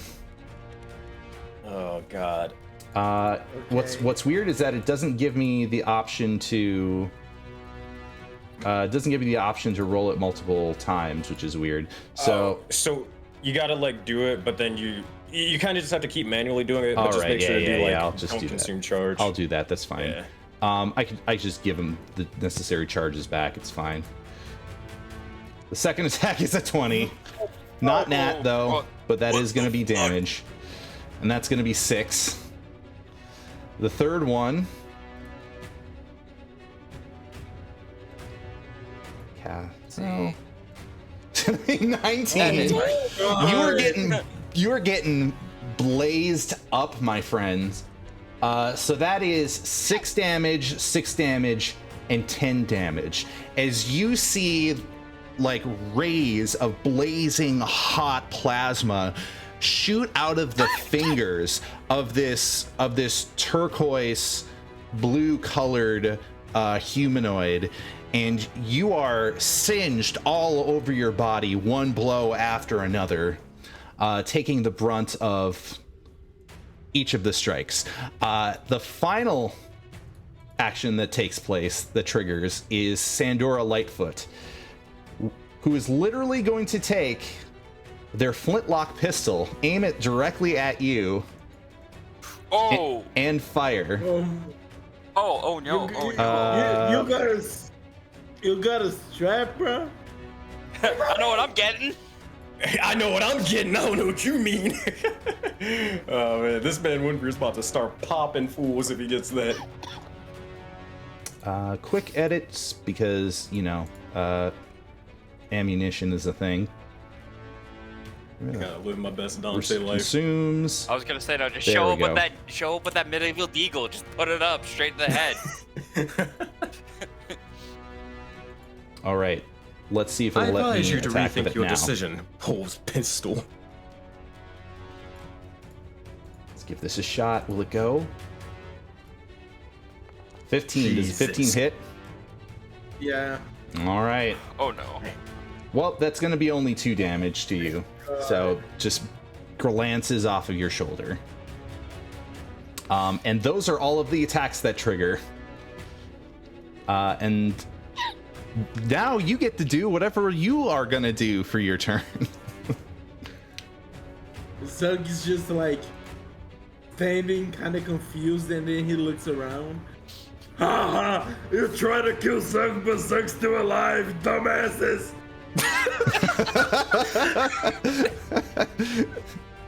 I fucking love Zug. I'm going to bonus action rage, and I'm going to pick the elemental rage earth that I gain 10 HP equals to my barbarian level, Okay. and you can see as dirt and that kind of element starts to coalesce and fill up the branding of Mogus in his chest. Okay. Okay. And he's just going to unarmed attack 3 fingers in front of him. All You right. have advantage, and if you hit, it's a crit. Yep. So Oh, go yeah. at it. Let's see. Oh, Yeah. Zuck is back. Oh, this is gonna hurt. The disrespect. Ooh, ow. Wait, I thought that was crit damage too. Oh yeah, it was. Do I roll that again? Yeah. Roll it. Roll it with crit damage instead. Yeah, okay.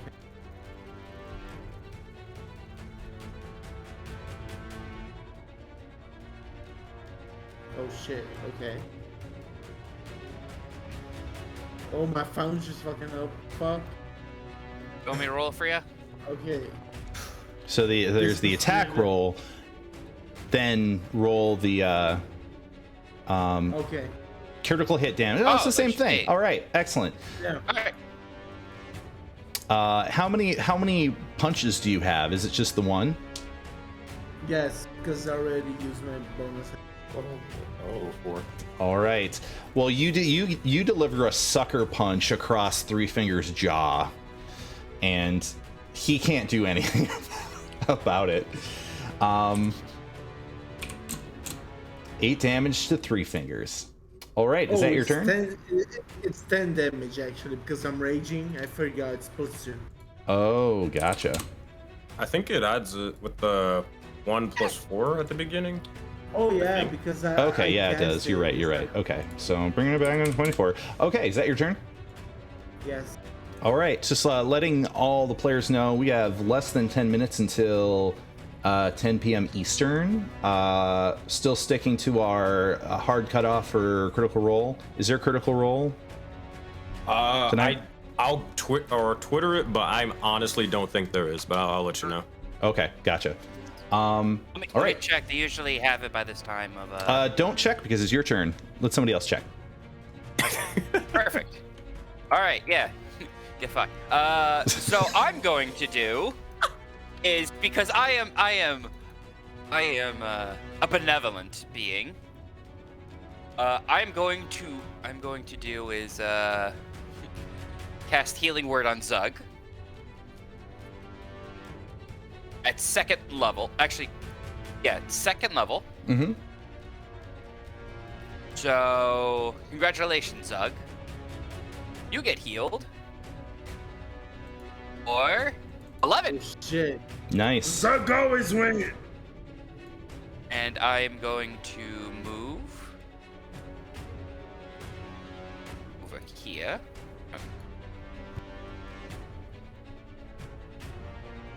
Just try to move. Yeah, Animus says it, and Rick says there's no CR today. Okay, gotcha. All right, we're good. All right, we can go a little further just to move forward on this. Okay, cool. And I see 3 fingers. Yep. And just to add insult to injury, I'm going to cast Vicious Mockery on him. All right. Well, Oh my god. is their wisdom saving throws the same? Yes.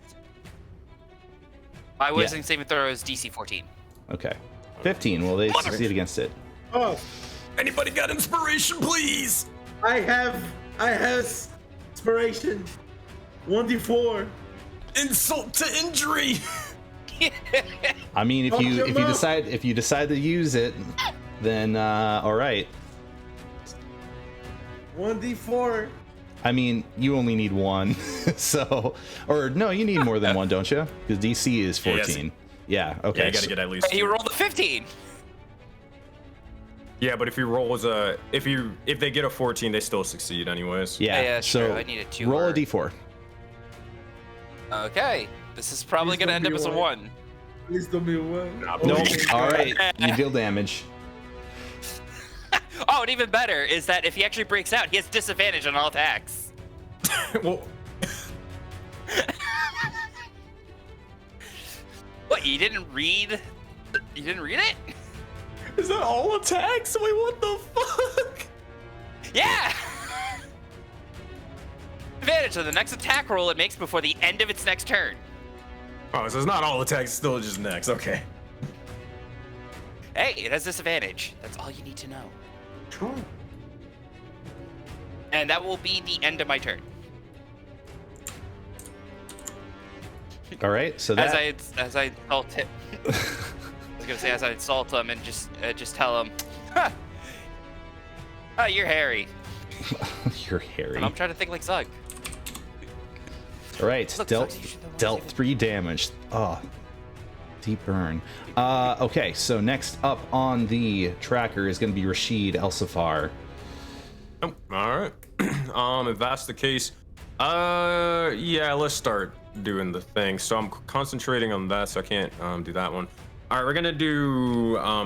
You'll see as Rashid's eyes begin to change and shift once more from out of a purple to more of a sort of greenish sort of coloring for a moment.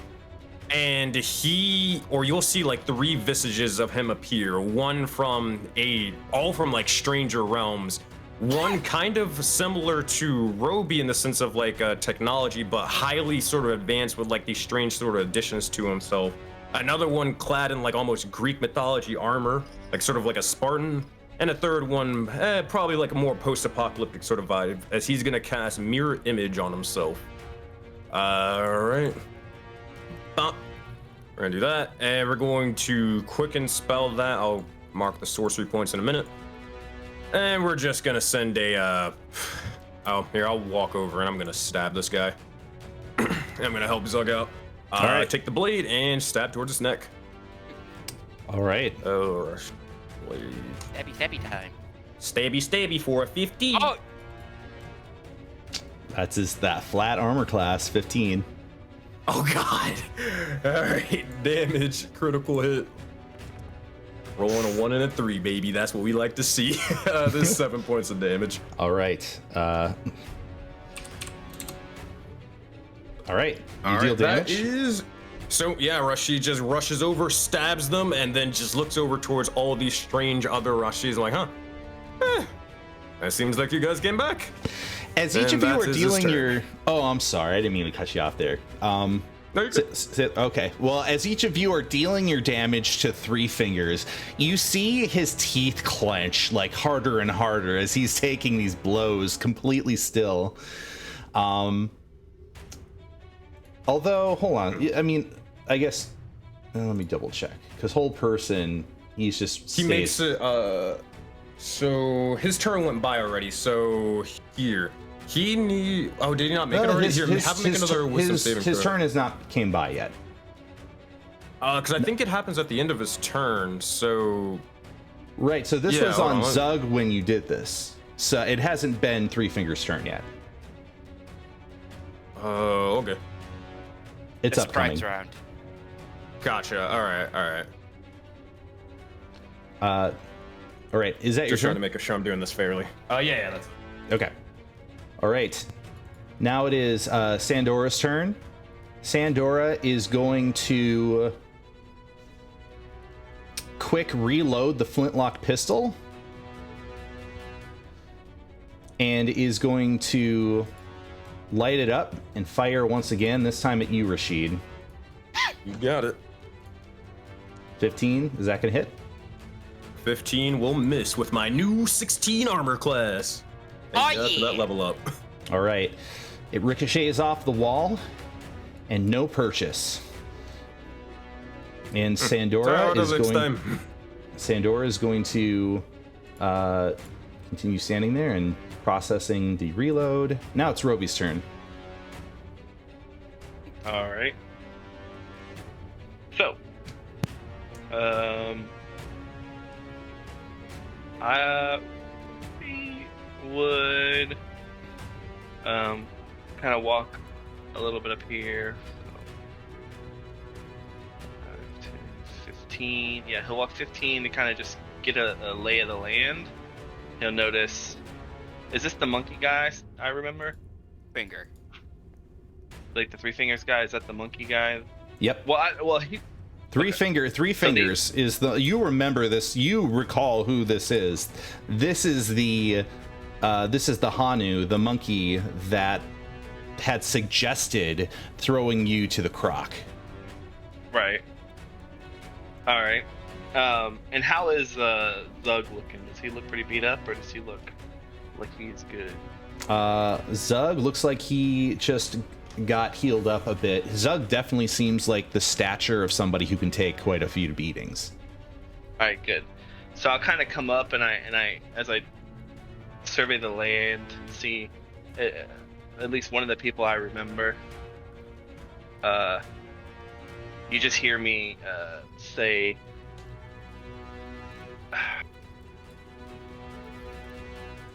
I believe that the three of you can handle this, but I would like to offer a bit of help.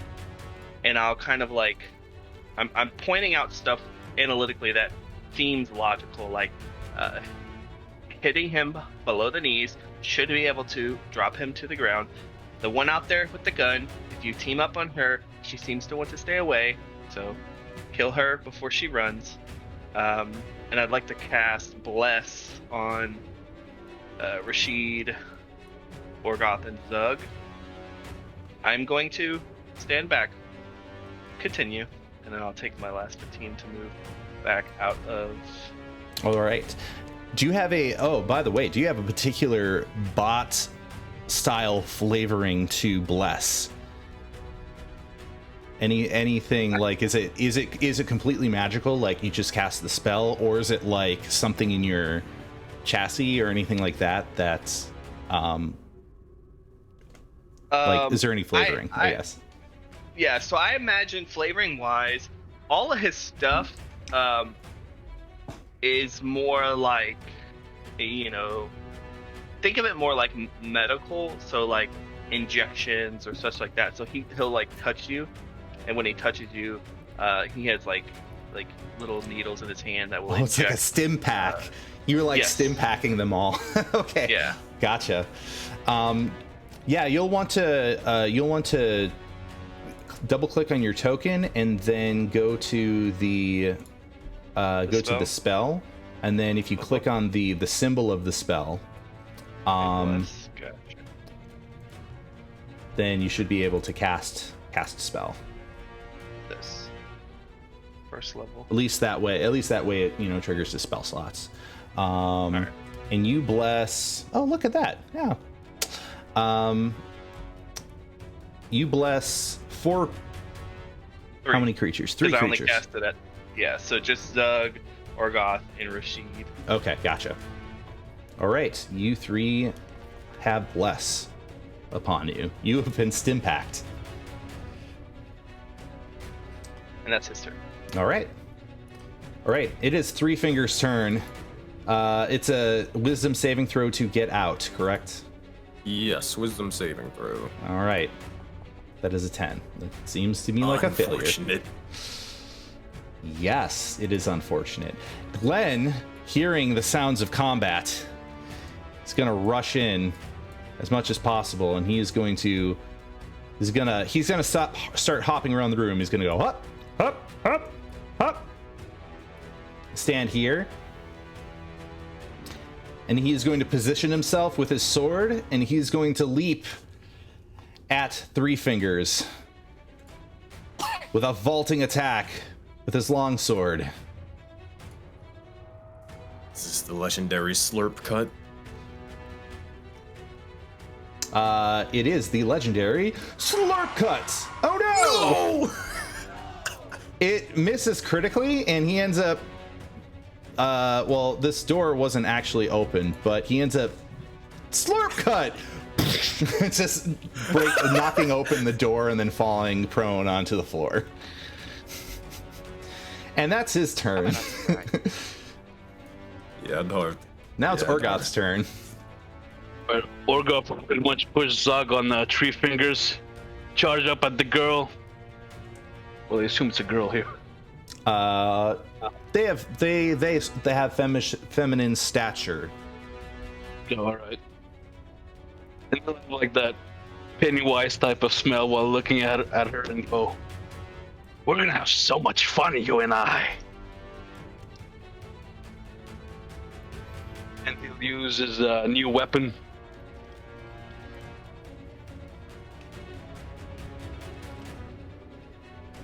All right.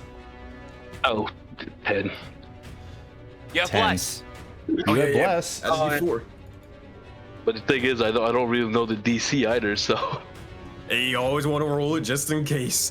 Just in case. You have unlimited bless until the minute runs out. Yeah. If I remember correctly. Oh, because That's your 14. strength is at -1. That's why I gave you a -1, +1 and a -1. So you add 4. That is going to hit. Yeah! Plus saves the day. Be like the baby. Let's go! I think if only I could change the blood singing roll to a more strength base, but that couldn't work. So Nope. You swing wide with your Bing Bong flail, and it swings into the wall and just barely catches her hand, and she says, "Ow!" And that's pretty much all the damage you do. you'll just look at her a bit confused, and then look at the weapon, and back to her. And that's it for my turn. And she's gonna stare directly at you, and she's gonna say, "My turn." And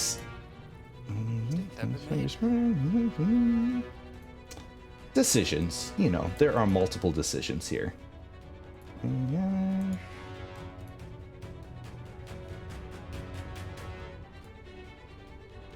Oh, well, that part wouldn't make too much sense. So they're gonna do shocking grasp on you. 21. That will certainly hit. That's gonna be for 3 damage. So, you know, both of y'all are exchanging weak blows at each other. For the most part, and of course, oh, they're at 12 because I was an idiot and didn't cast mage armor. I'm a dolt. Okay, well they're gonna take this moment to step away and accept an attack of opportunity. All right, but it might fail. All right, give it a shot. I think when you seemed kind of clumsy with your first strike, so you know, she's gonna risk it. What? Nope.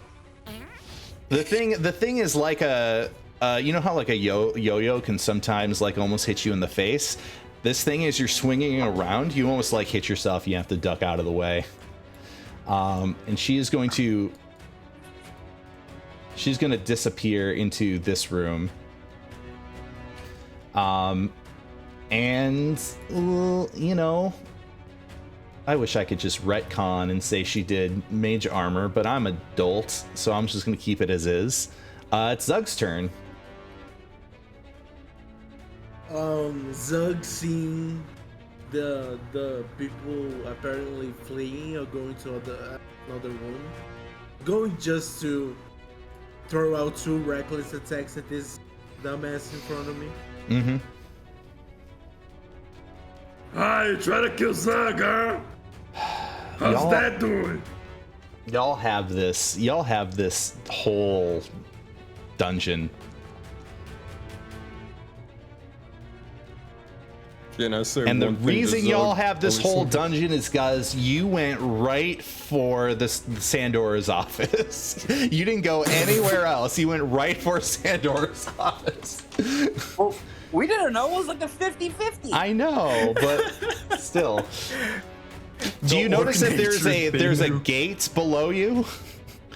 I was like, hey, you can't pass this way until la-di-da, but you found the door right away. Anyways, so you dealt 15. 15's gonna hit.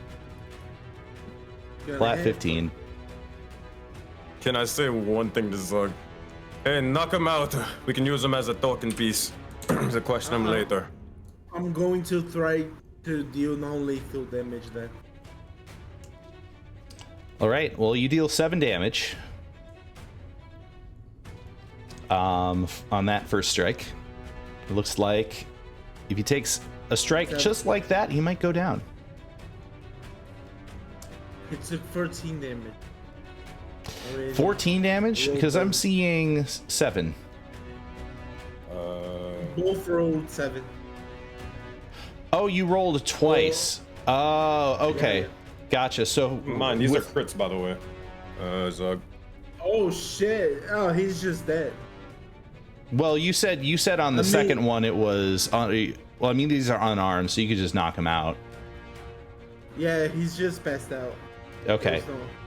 So I'm gonna put him at 1 HP then remove him from the combat. Bro, he is unconscious. It's just a smidge. Oh my god, what is this? There we go. All right, is that your turn? Yeah. All right. Actually, Oh, no, that is my turn. That is my okay. turn. Windveer, it's your turn.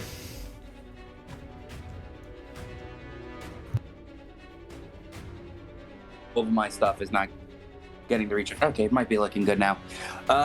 So in the meantime, I'm going to do is, I was gonna say, Matt, if you can, move me closer to the group, and I'm going to look at the evoker, and I'm going to cast the level 1 Dissonance Whisper. You can't see the evoker. I was gonna say that's why I was asking if you can move me. Just give me a second. I think I can get it myself. Just takes a quick second. Just pulling it up now. Sorry, everybody on stream. I had a brownout. Jeez. Yeah, it's not connecting through. Of course not.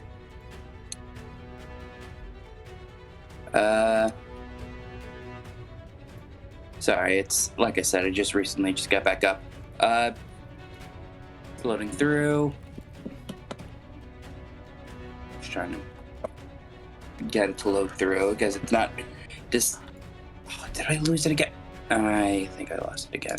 Okay. Yeah. Well, what I can tell you is that you do not have enough movement to be inside of the evoker.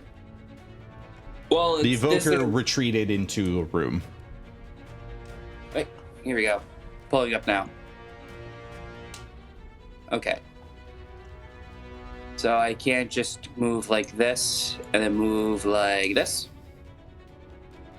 You can, but the evoker isn't anywhere near. Ah, okay. In that case... What's that? In that case, I think I'm going to do something a little bit ballsy. Can I tell if Sandora has any type of elven heritage in her? Nope, this is a halfling, very clearly. Perfect. So, I am going to do is be even more evil. I'm going to cast Calm Emotions. All right. Give that a shot then. All right. She needs to make a DC 14 Charisma save. Okay. Succeeds against it. Oh. Well, what can you do? That didn't work out the way that I wanted it to. Trying to do that, and in that case, that will be the end of my turn. That's an area of effect. Yeah. Right? So yeah, but it's not gonna hit. It's not going to hit the other person because they're in a different room. Well, the door is open and you just placed it right on Sandora's spot, right? Yeah. Okay. Well, it will hit the cursed evoker then. Oh, because the door is open. Okay. Did I know? And they will do a saving throw. Oh. And they will fail. So, okay. All right. All right. I failed successfully. There you go. All right. Is that your turn? Yes, and she is charmed. That is correct. With that, I'm gonna yell at Orgoth, do not attack her, go for the halfling. All right.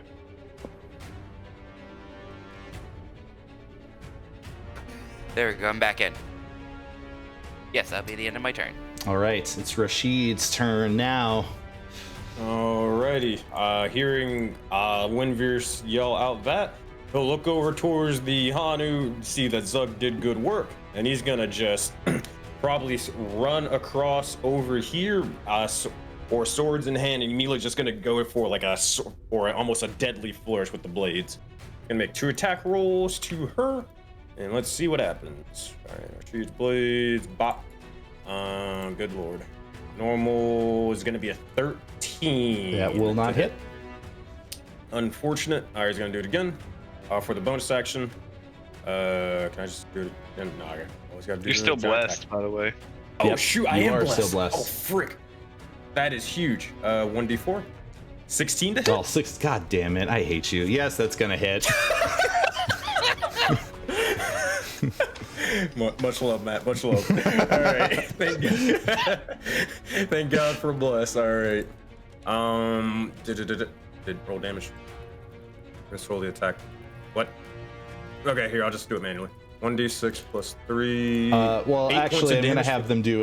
have them do a uncanny dodge to that, and so they're only going to take 4. You got it. All right, second attack roll. Let's try this again. Normal 23 to hit. Let's roll some damage. Yep. Normal 4 points of damage for the second. All right. As they're sort of dodging and weaving, Rushy is just sort of slashing towards their legs as it seems that they seem to be a little bit more nimble, trying to take away that mobility. And 5, 10, 15, 20. 25, 30 is just going to circle around her, having her pretty much cornered between the likes of Rashid and the rest of his allies. That is his turn. You can yield at any point. Sandora is going to look at you, and she's just going to spit at the ground. And she's going to say, "Not without giving you a fight." Well, let's see what you got then. And yeah. All right. That is going to be Sandora's turn. All right. Sandora is going to take her short sword out and is going to do 3 attacks on you, Rashid. You got it. All right. Let's see what happens. What First strike. 26, It's gonna be a 26. That's gonna hit. That's gonna hit, but it's time to roll for the good old D20 to see if it hits me with mirror image. A 6. Oof. That I think is not gonna do it. That either is just like right exactly what I need, or that is not gonna do it. Oh my gosh. I forget his marriage. Sorry about that. Must roll a 6 or higher for the first duplicate. I just barely skidded you on did. by. All right. The cyberpunk clone is gone. All right. In which case, that is a second attack. That's at a 19. Let's we'll roll the second D20. 17. It will take away the Theros clone. All right. Just eating up clones left and right. Last one is 10, so that's probably not going to hit you. At this point, she's just sort of dodging left and right, all the clones being stabbed to death. It's like, well, you did good at calling the audience, but I'm still scratchless. Just with a shit-eating grin as usual.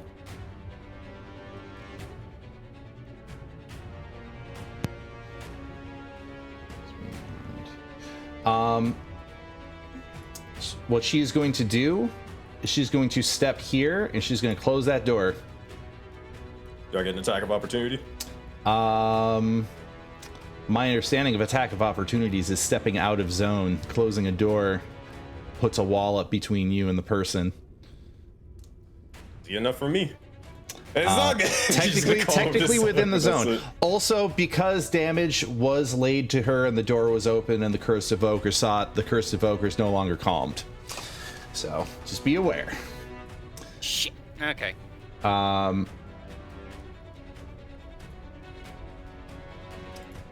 Next up is Roby. All right. So I will come 5, 10. So I see Homeboy is knocked out. Mm-hmm. 15. So kind of like looking around, like what is going on. 20, 25, and I kind of call out, "Where are the others?" You would just sort of knock on the door over here. They're hiding. Okay. And I forgot to ask. Do you guys do like allowing role play in between battle scenes, or do you wait till the end of the turn? Or If it's short, because it's like within rounds. Okay, perfect. I mean, if it bleeds more than 6 seconds or 10 seconds or whatever it is, it's fine, but not entire exposition. Dialogues, yeah.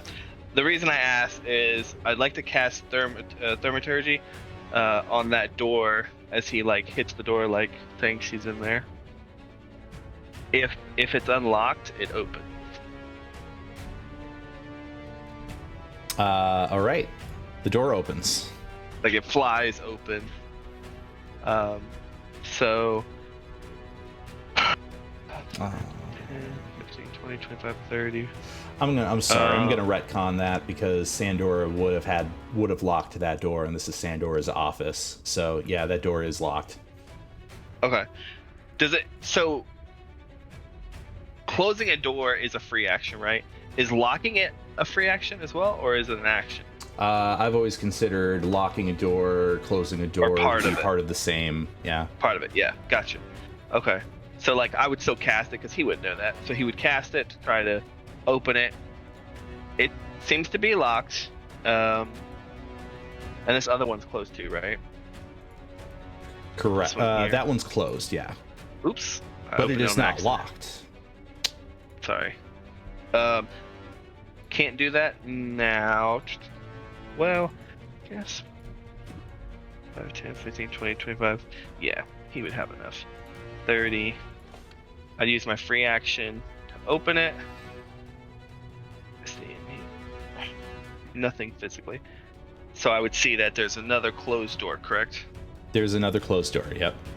And no physical bodies. And there seems to be no one in here. Odd. They must be in that room. And that'll be my turn. All right. In which case, Glenn's turn. Glenn is going to get back up to their feet.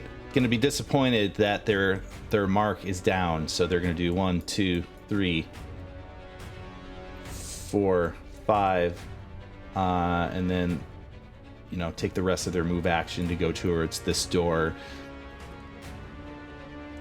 And they're going to knock on the door and say, come out, wherever you are, and fight with honor. And that's going to be his turn. It's now Orgoth's turn. All right. I guess I'll join the frog.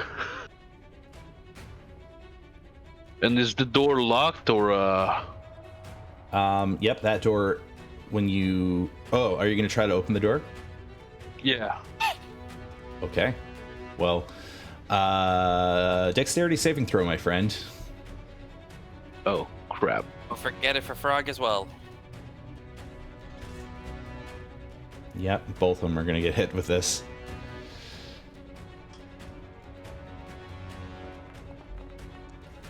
Ooh, not 20.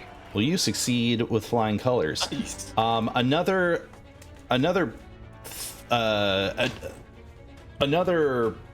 not withdrawal. Another series of things that shoot bolts. What are the crossbows? Sorry. Another thing of crossbows pops out. This time pops out of the desk just north of you, and fires in rapid succession. Wow, both of them got 20s. Jeez. So that's half of 8 to each of you.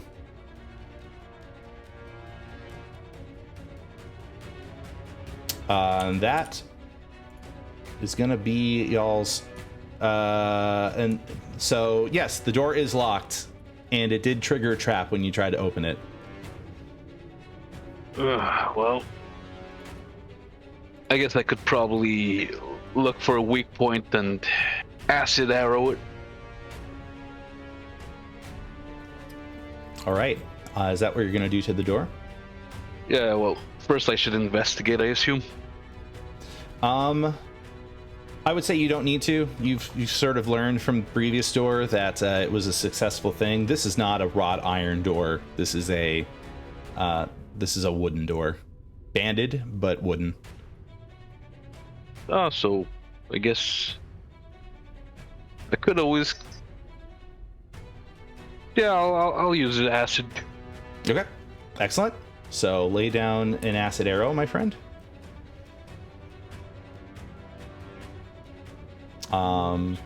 You can go ahead and roll the attack and the damage on that. I'm going to say that we have, let's say, 10 more minutes. Is that okay? You? Everybody? Okay, cool. Yep. Yeah, I rolled 19. Roll 19. Yes. You managed to strike the doorknob, and the doorknob seems to be melting down little by little. And the mechanism behind it seems to be deteriorated a little bit. So Do I still need to roll damage or? Oh, I thought that was your damage. That's fine. Oh, no, you that's hit it. the- Don't roll damage. You don't need to. All right. All right. Next up is a certain evoker. And because I'm an idiot, I'm going to finally do this. Boom. Mage armor. Congratulations. You have armor now. Although for some reason it didn't actually change their armor class, which is dumb. Yeah, it did the same for me with Blade Song. You practically have to put it in yourself. Switch it to mage armor. Oh, there we go. Okay, cool. So they're going to do that, and they're going to position themselves, and that is going to be their turn. Zug. Both of them are barricaded in this room. There does not appear to be any sign for the other minions that were mentioned.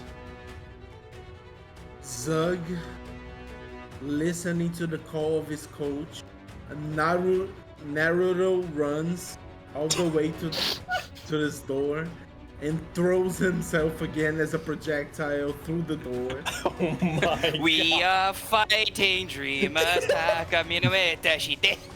Oh my goodness. All right, strength check the door. Wait, don't forget, you have guidance. Oh Bless. yeah. You have bless. Well, That's it's it. not an attack rule. Oh yeah. Yeah, bless is only attack rolls or Oh. saving. Oh so my good. goodness. Jesus Christ. I told you I'm gonna kill you. 23 is gonna bust open this door. Please Well, tell me that- he doesn't like the Kool-Aid man. That's where she went. Zug here, guys. Oh God, he's gonna die. That's my turn. And you'll notice that there's a Candle Knight's bush in this room with a bunch of gifts wrapped underneath it as well. So No, actually, I can use. Oh no, I already used my action. I'll use my bonus action, which is aggressive, to get closer to the trapped up lady. okay, gotcha. Is that gonna be your turn? Yes. All right, Winveer, you are up.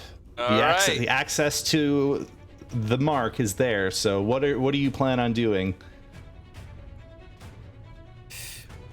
Let's see here. I feel evil, so I'm gonna do because I only have first level spell slots now. I'm going to Dissonant Whispers on the Invoker. Actually, no.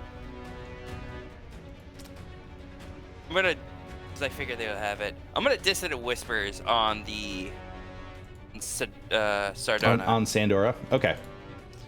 Sandora. So I need her to make me a wisdom save. Succeeding. God.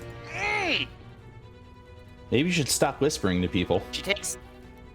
No, it was the careless whispers of a good friend. So she takes half of 13, which is 6. Okay. And yeah.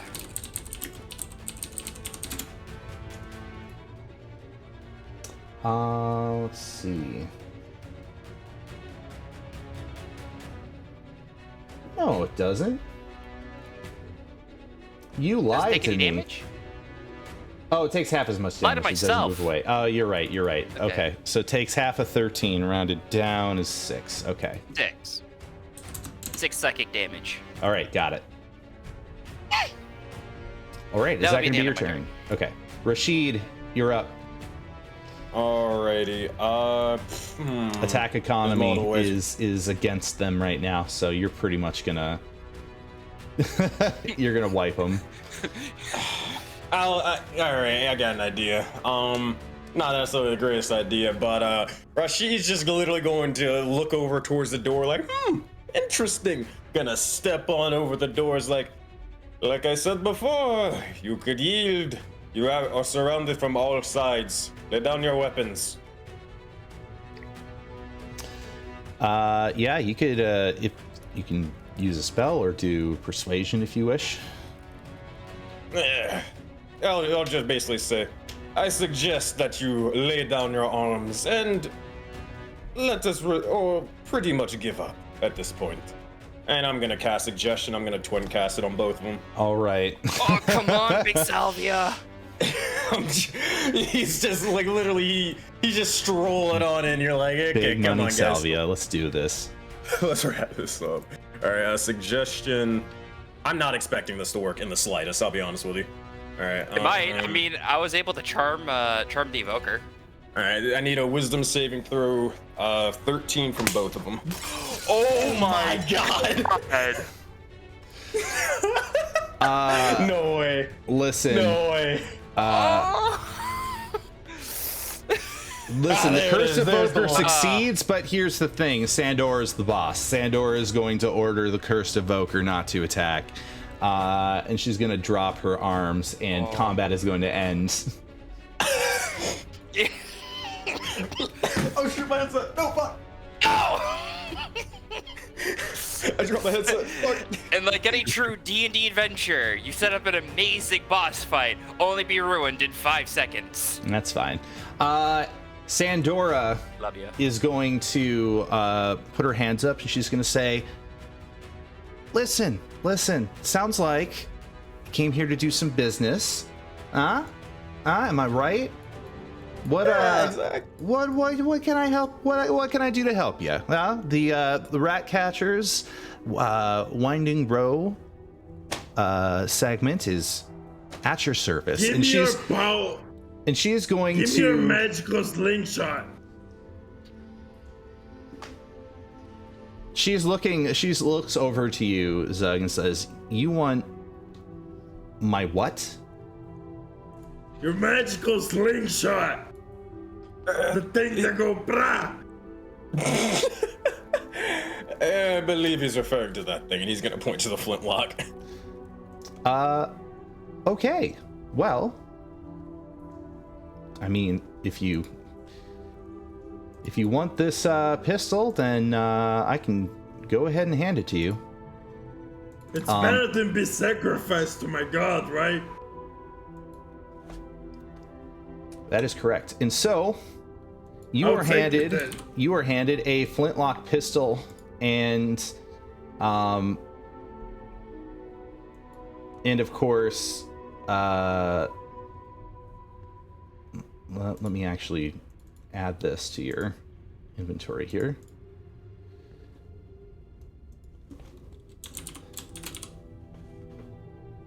He's just going to give it to Winvier.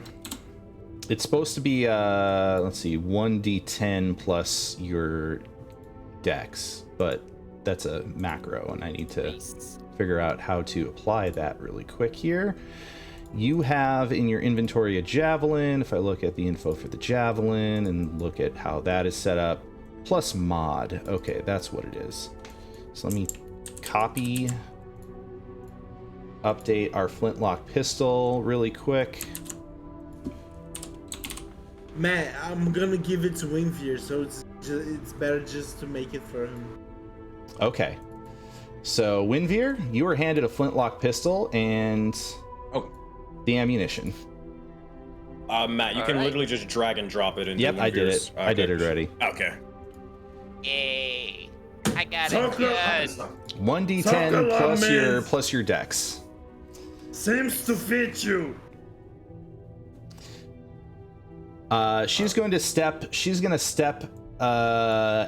behind her desk, kind of pull out the chair, and just kind of lean back on the chair, kick her feet up on the desk. The desk is definitely lower because she is a halfling, and she's going to say,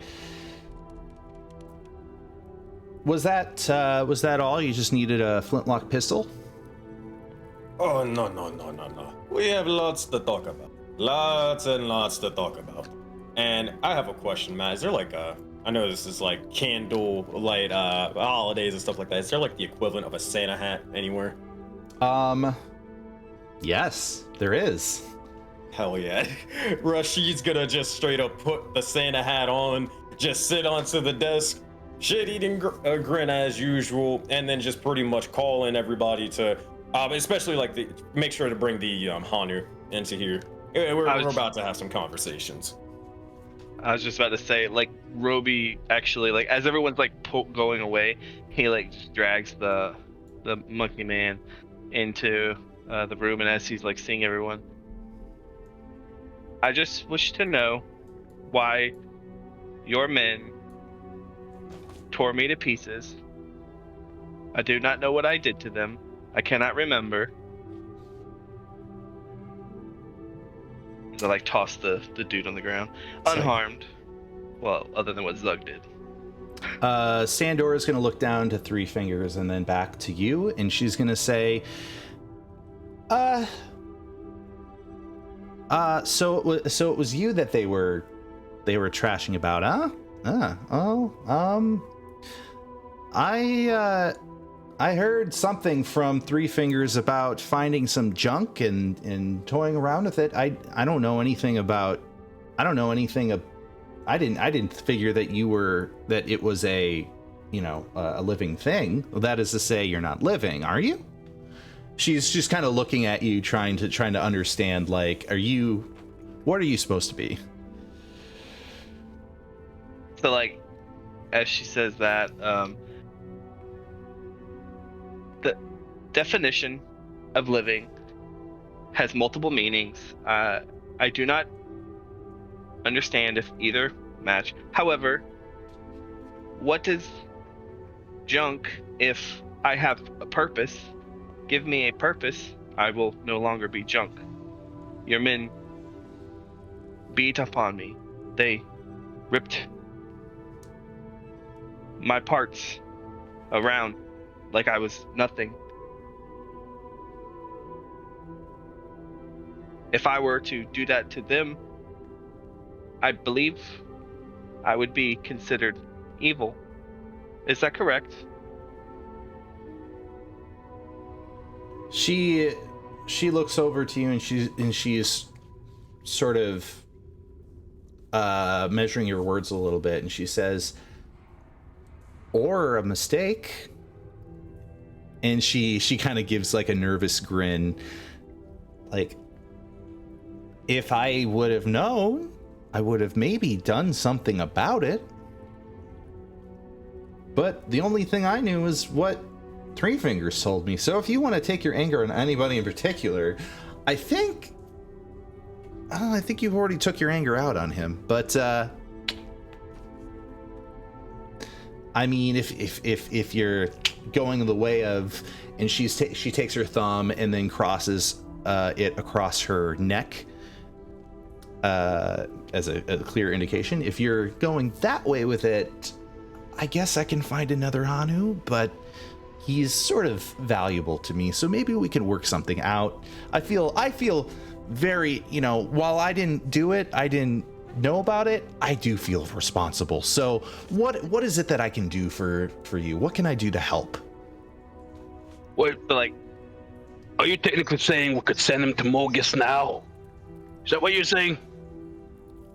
I would highly not recommend that. And also, Orga will investigate. Or will just look if he really has 3 fingers or not. He does indeed only have 3 fingers. 2 on one that's hand, why. 1 on another. Yeah, I'm just saying, you may want to start talking yourself up for this guy, because my associates, they will actually sacrifice him to Morgus. I've seen it before. Okay, well, in which case, I need to determine how valuable is this person to Sandura. Yeah. Well, Actually, I was gonna say. Oh, go ahead. Pretty I valuable. was gonna Okay. look over Rashid, like, actually, Rashid, I think I got an idea. I think I got an idea for them, if you don't mind. I'm all ears. Well, as I look over to the 2 of them, well, considering the fact that the associate that hired us truly want for you to, well, in his words, face justice. Oh, by the way, I should mention that he's still on the other side of this door trying to bash it in. It has not occurred to him he that can't hear us. people have already He entered. can't hear us, right? No, he's in the middle of he's in his own ruckus right now. You can literally hear. Perfect. Okay, good. He can't hear us. Perfect. I look over at the look over. I think the to it, DM broke stuff. Oh no, the He lights! broke his mic. He broke his mic. Damn No, I it. just probably got unplugged. That's what I'm Oh, gonna man. say. All right. So I'm gonna say I have an idea. When I start talking, don't get too surprised. Hmm.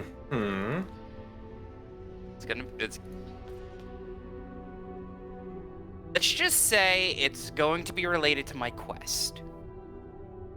So, okay. This is out of character. Oh, okay.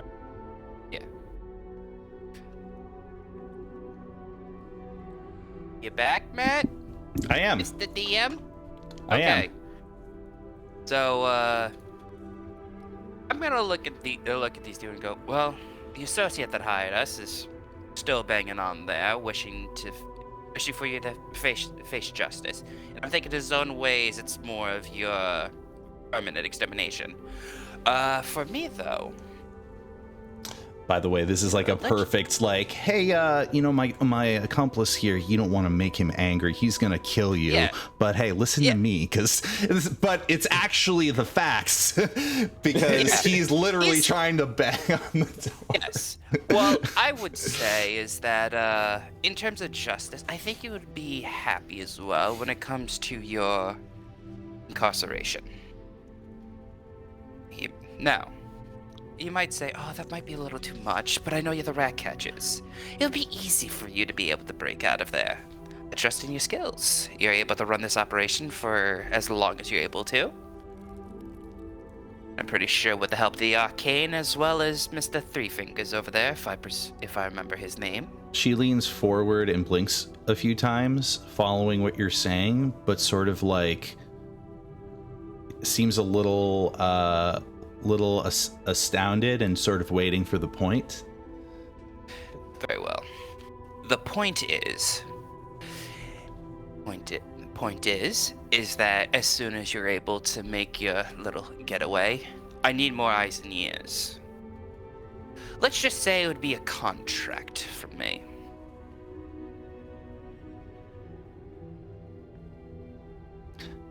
You get to go off and go on your merry way.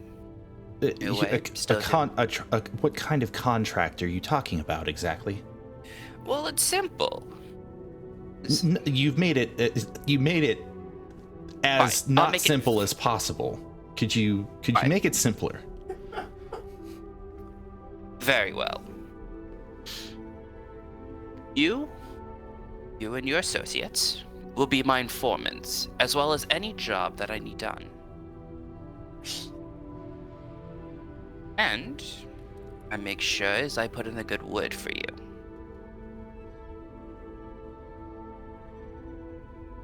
Let's just say it's better to have friends in higher places.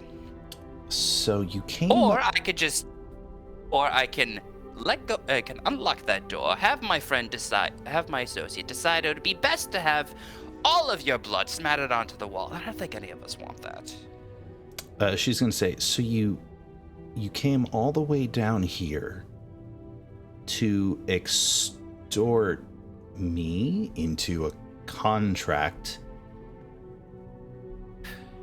And she sort of trails off and looks up into the air. And roll a persuasion check, because All right.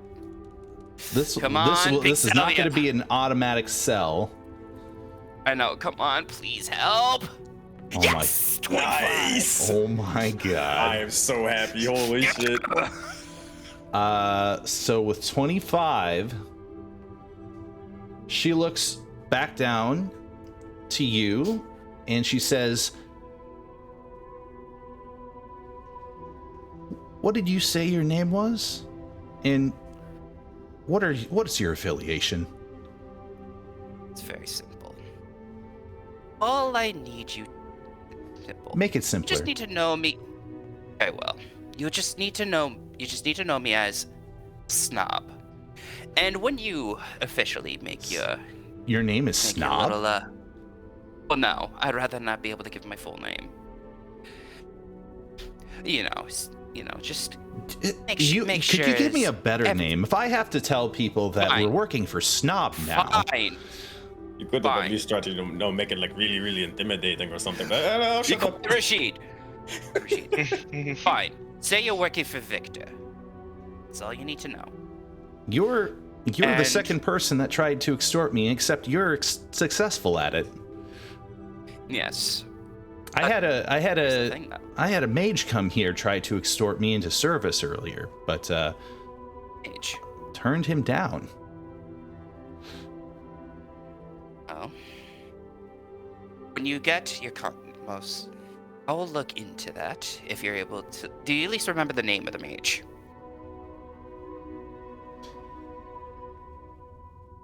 Never He mind. also We're gave getting me a off false name, but he told me that he was the leader of the Severed Hand. topic. Severed hand. All right. As a matter of fact, I received a correspondence from one of my fellow Ratcatcher bosses to the north. I don't know if you've heard the name Blackfur. I'm gonna roll a history check, okay? Sure. Yeah, can I roll history on that too? Yeah. Can I walk around and watch this guy banging on the other side of the door? Yeah, absolutely. Perfect. So Rashid does not occur to you who this may be. Winvir, the only reason you've heard this name before is because this name, you don't know this name directly, but this name was referenced in the exploits of the Fists of the Conga Thunder, which once again, everybody, that was Shadow over SEGLESIA's party name. Which this is a reminder that you have yet to choose a party name. So Yeah. please get on that when you can. Anyways, Big man! Big Man. We still have a vote for Big Man. Wait, actually, I thought Yes. we were actually. I think we did. I think it was just like literally just sacrifice. I thought it was Yeah, I think we literally righteous just decided on that. Wasn't it righteous I think it's righteous sacrifice? Oh yeah, that's right. Yeah, that's right. A righteous sacrifice. But Wasn't it a So- righteous sacrifice? so hey. Sacrifice, double sacrifice? We have some stuff like I say we're getting to the end of the stream here. Yeah, we I was have just some gonna stuff to go to the next stream. So I think it would be I a was gonna great. Okay, you say your piece first. Sorry. yeah, I was gonna say to them, it's like, all right. When you get out, just go over to one of the look for a woman. She is going for look for a woman. She is going by the name of Constance. I'm pretty sure you know who that is.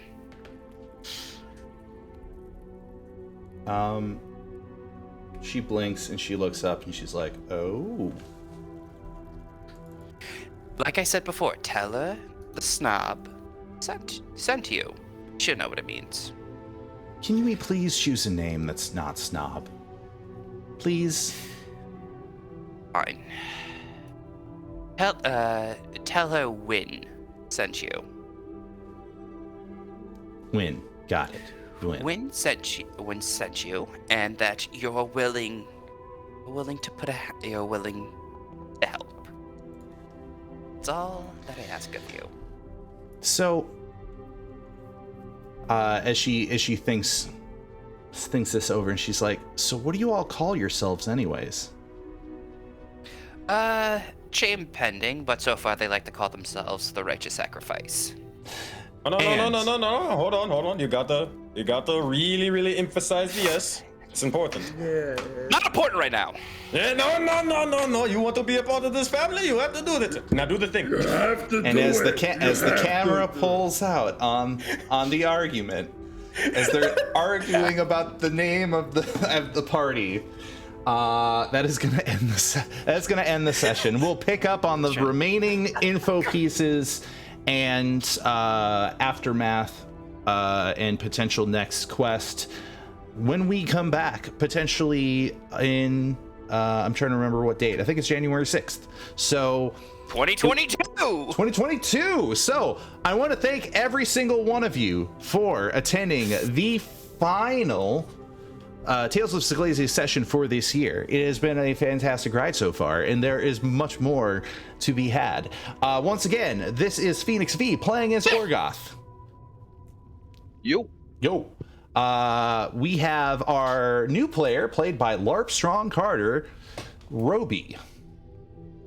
Yes, sir. Round of applause for the new guy. Yeah. And then we have Ambrose playing as Zug. It's me. We have Squigs playing as Victor /Win/Snob. Yep. Sensei Suplex playing as Rashid. Thank you for letting me play, and thank you for watching. Did I miss somebody? Let's see. I said Orgoth. I said Ambrose. No, I Forget about yourself. And myself, your Dungeon Master, Chaotic and Writer. I sincerely appreciate everybody for watching. Please stay tuned. 2 weeks from today, January 6th is our next session. What other information critical to the party's goals is the party, the Righteous Sacrifice, going to unveil? We'll find out next time. However, for now, we're ending the stream, so it has been a pleasure and a privilege, and I, Chaotic and Writer, will see you in the next episode. Everybody have a good night. Goodbye, everybody.